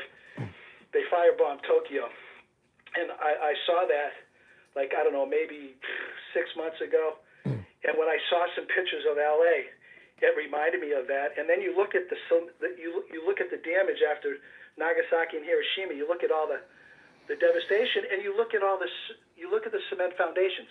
Yeah. It looks just like friggin' It does. Hiroshima. It's Fukushima. It's It does. courtesy of a Democrat governor and a Democrat mayor who don't have the aptitude or the empathy for the people they're supposed to be caring about. Yeah, but we've got the first LGBTQ plus overweight fire chief and deputy chief. I mean, you know. Yeah.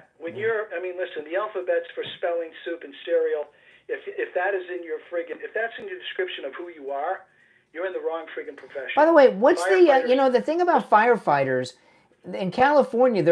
They seem to be overweight. I never see overweight firefighters here in Florida. They're in peak physical condition.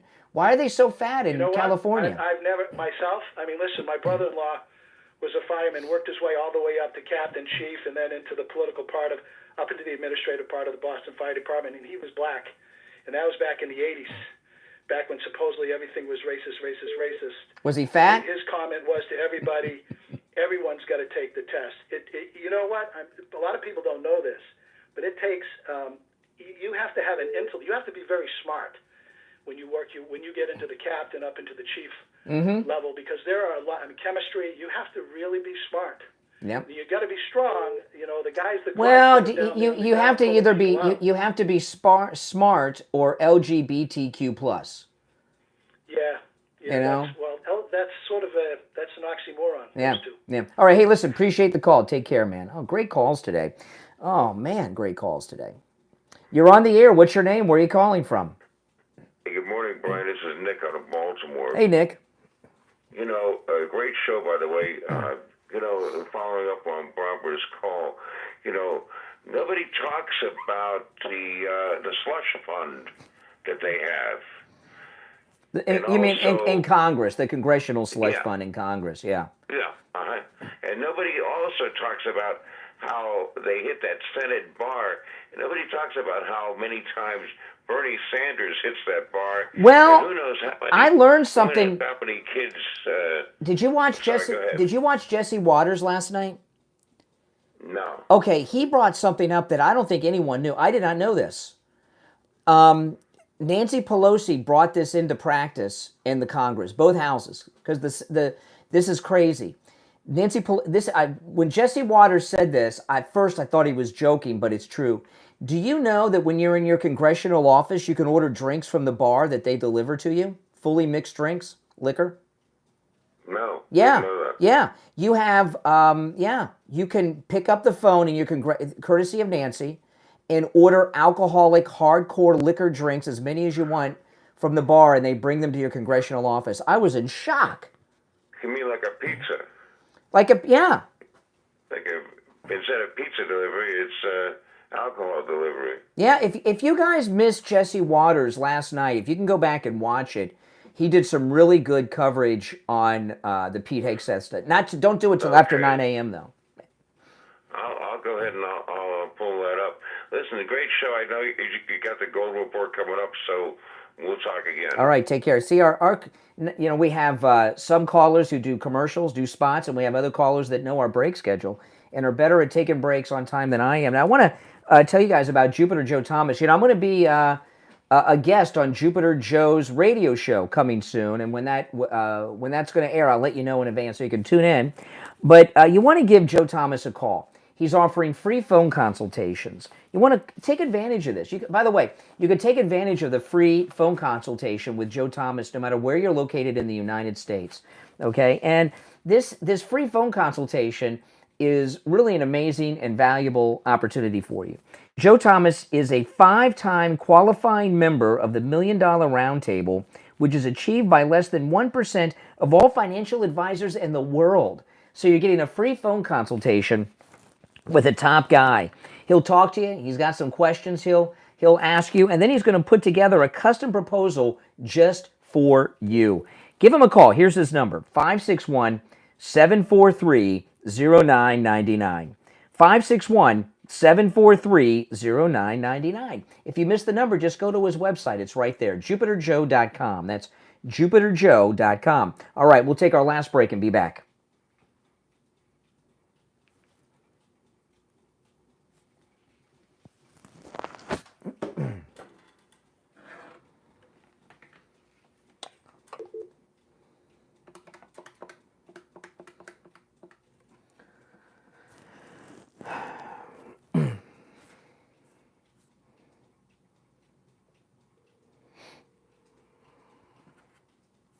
Hey, it's Brian. I'm going to put you on hold. You'll hear music on hold, but when you hear me, we'll be on the air. Great, hold on.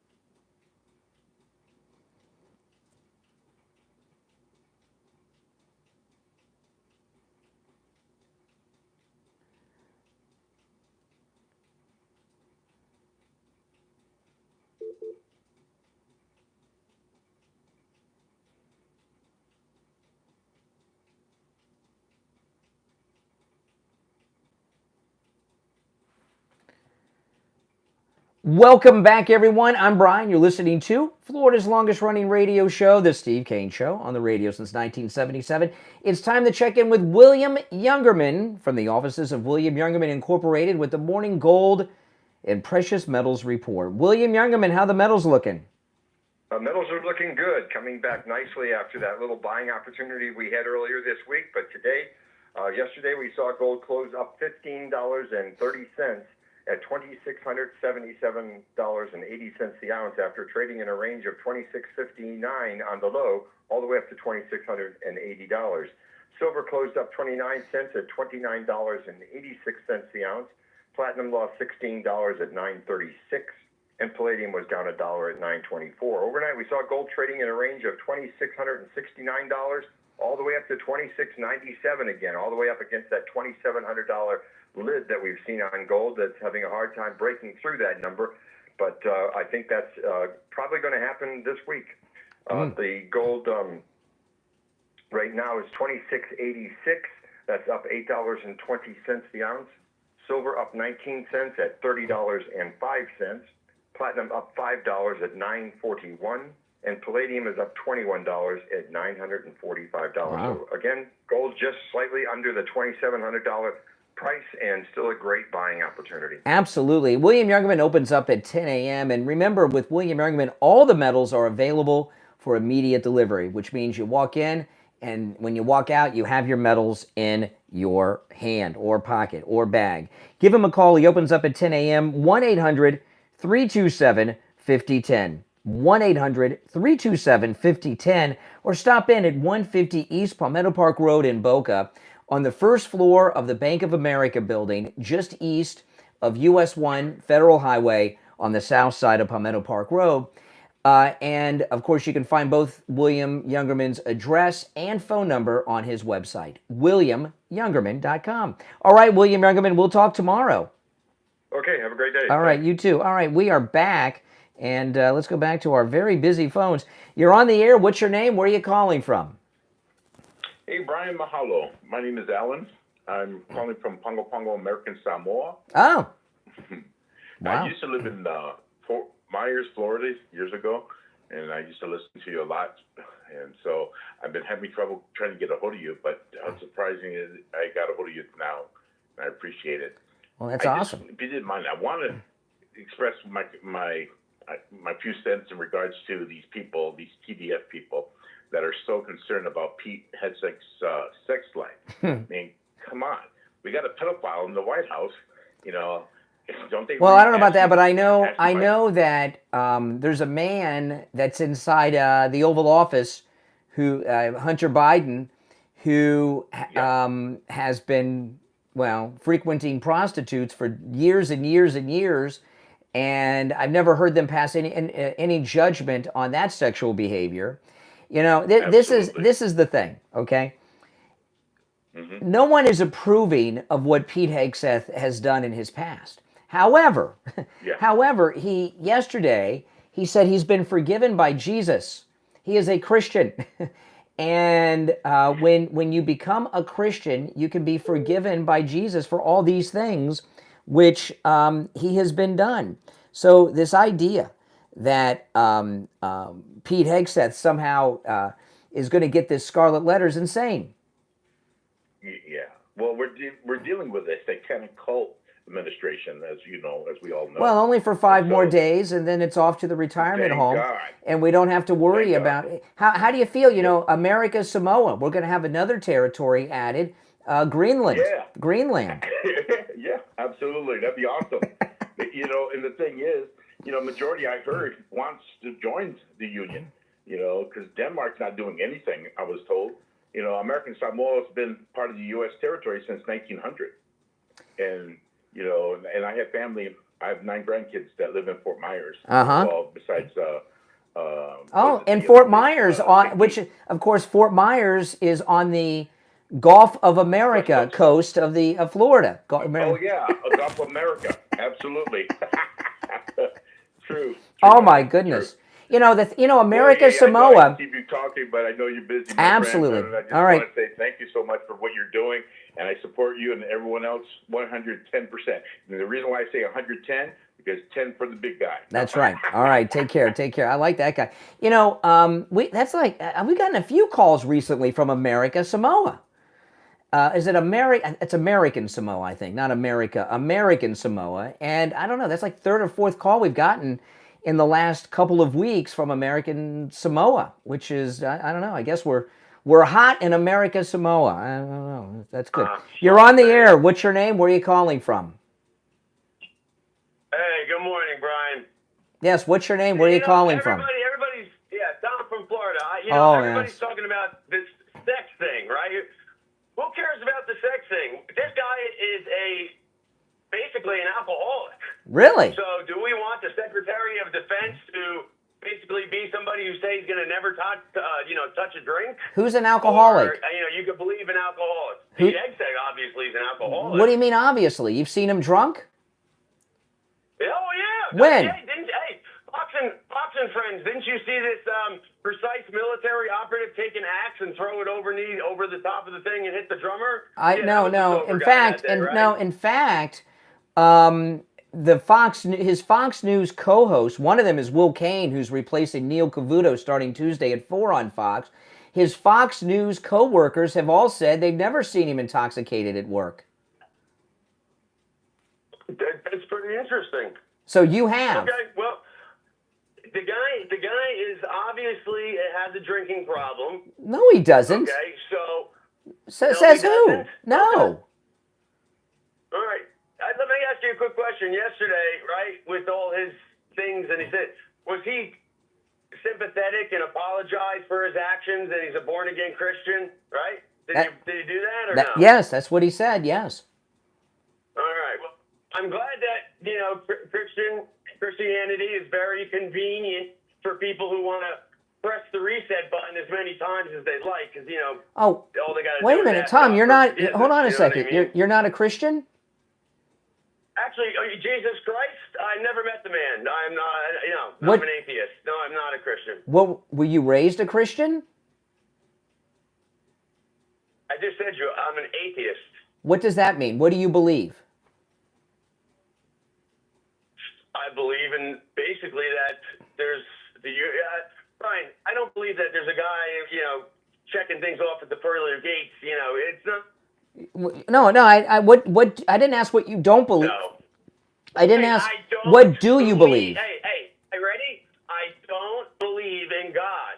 Okay. So there what? You go. So what happens when you die? Brian, personally, I don't know. And Well, what do you think? There's everybody else because somebody. No, I know. I know what happens. What do you think happens when you die? I don't know, Brian. I don't like this. So okay, you don't know. Okay, so you don't know. So there is an afterlife then. There could be an afterlife.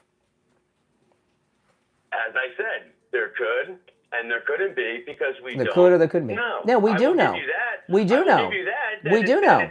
Well, guess what? Then I will tell you this. I know. Faith is a gift that I have yet to receive, okay? And, I wouldn't mind if all this horrible Let me stuff ask you, around your the world didn't your happen to parents, people. your parents, are they, how did your parents raise you? As a Christian or not? Another religion? Don't worry about my parents, Brian. Don't worry about my parents, okay? I'm not talking about your parents. How were you raised? Were you raised Christian, a Jew, a Muslim, an atheist? How were you raised? I was raised Christian. Okay, so when did you reject Jesus? What happened? Basically, when I started going to school, and you start going to school. actually doing a little common sense thinking and practicality, you don't put all your faith and problems in an individual. Listen, that Tom, doesn't exist. Tom, It's get you. called Listen, taking Tom. the blame. Tom, get to church, okay? No, I'm serious. You need it. You need it. All right, take care. I'm not going to beat him up on that because I think Tom's call is a cry out for help, honestly. I want to tell you guys about the incredible free doorbell camera offer from Sloman's. The doorbell camera offer from Sloman's, it will change your life, the doorbell camera. I'm here to tell you. I've been watching some of the footage out of California with the fires. And have you seen some of the fires? It's like you're seeing this video footage right outside the back door or the back sliding glass door or the front door. And what I found out is this is footage that you're getting from doorbell cameras. Right off the door. That's why there's always a door there. A lot of this is doorbell camera footage. That's how good these cameras are. Call Sloman's. Get yourself a free doorbell camera with the installation of your Sloman Shield. Sloman's is also going to give you a free customized home security system and professional installation when you use their low-cost central station monitoring. You're going to get an LED touchscreen, a motion detector, 10 contacts for the doors and windows, a lifetime warranty, and a backup battery. All right, and you get a free doorbell camera that connects directly to your cell phone with the installation of your Sloman Shield. Give them a call, toll free, 833-283-5050. 833-283-5050. That's 833-283-5050. All right, let's go back to the phone. Great calls today. You're on the air. What's your name? Where are you calling from? The name is Sandra from Delray. Brian, I listen to you almost every day, and I'm very disappointed at the way you handled Barbara, because Barbara was saying he made mistakes, okay, but you talk about other people, Nikki Haley, about her sexual escapades. Just call a spade a spade. That was very aggravating. There's two. No, slow down. No, slow down. I'm going to explain. Okay, I had to be short because one, she wouldn't stop talking to let me explain. That's number one. Okay, and number two, I was up against a break, but I got a little bit of time now. So you want to hear the difference between Nikki Haley and Pete Hegseth? Yeah, sure. Okay, this incident in the hotel room in California that we were talking about, Pete Hegseth was not married. The incidents with Nikki Haley, she was married. Number two, Pete Hegseth has admitted his mistakes and asked for the forgiveness of Jesus. Nikki Haley has not admitted her mistakes and has not asked people in the public to forgive her like Pete has. So there's no remorse, no admission of anything. Pete has remorse. He's admitted it, his mistakes, and said he found forgiveness through Jesus. Very different things. Okay, I agree with you on number two. But number one, she was trying to tell you that he was married at the time that he impregnated his that's wife. That's not what we were talking about, though. See, yes, that's what I'm talking about. Well, that's not what I was talking about. Well, if I was you, I would say, gee, I never heard of that. I will check it out. But me personally, their sexual escapades don't enter into my life. As long as I do the right thing by the country. But you nailed Nikki Haley for that. Now I just explained it. No, I just explained the difference. You did explain number two, but number one you did not. She disagreed with you. No. So instead of you saying, "Well, I'll look into it," you right away squashed her. I didn't have to look into it. Attacking her on a personal level, No. which is really beneath you, Brian. I was asking her some questions. Okay. I just wanted to hear my voice. Okay. Oh, you did? Okay, Okay. thank you, Just wanted to hear my So- voice. She just wanted to hear her voice? All right, we're out of time. We'll be back tomorrow. I'm Brian Craig. You're listening to The Steve Kane Show, Florida's long-running radio show. Don't forget, Wings Plus, Monday, the Sample Road location at high noon. See you tomorrow, 6 a.m. Take care, everyone.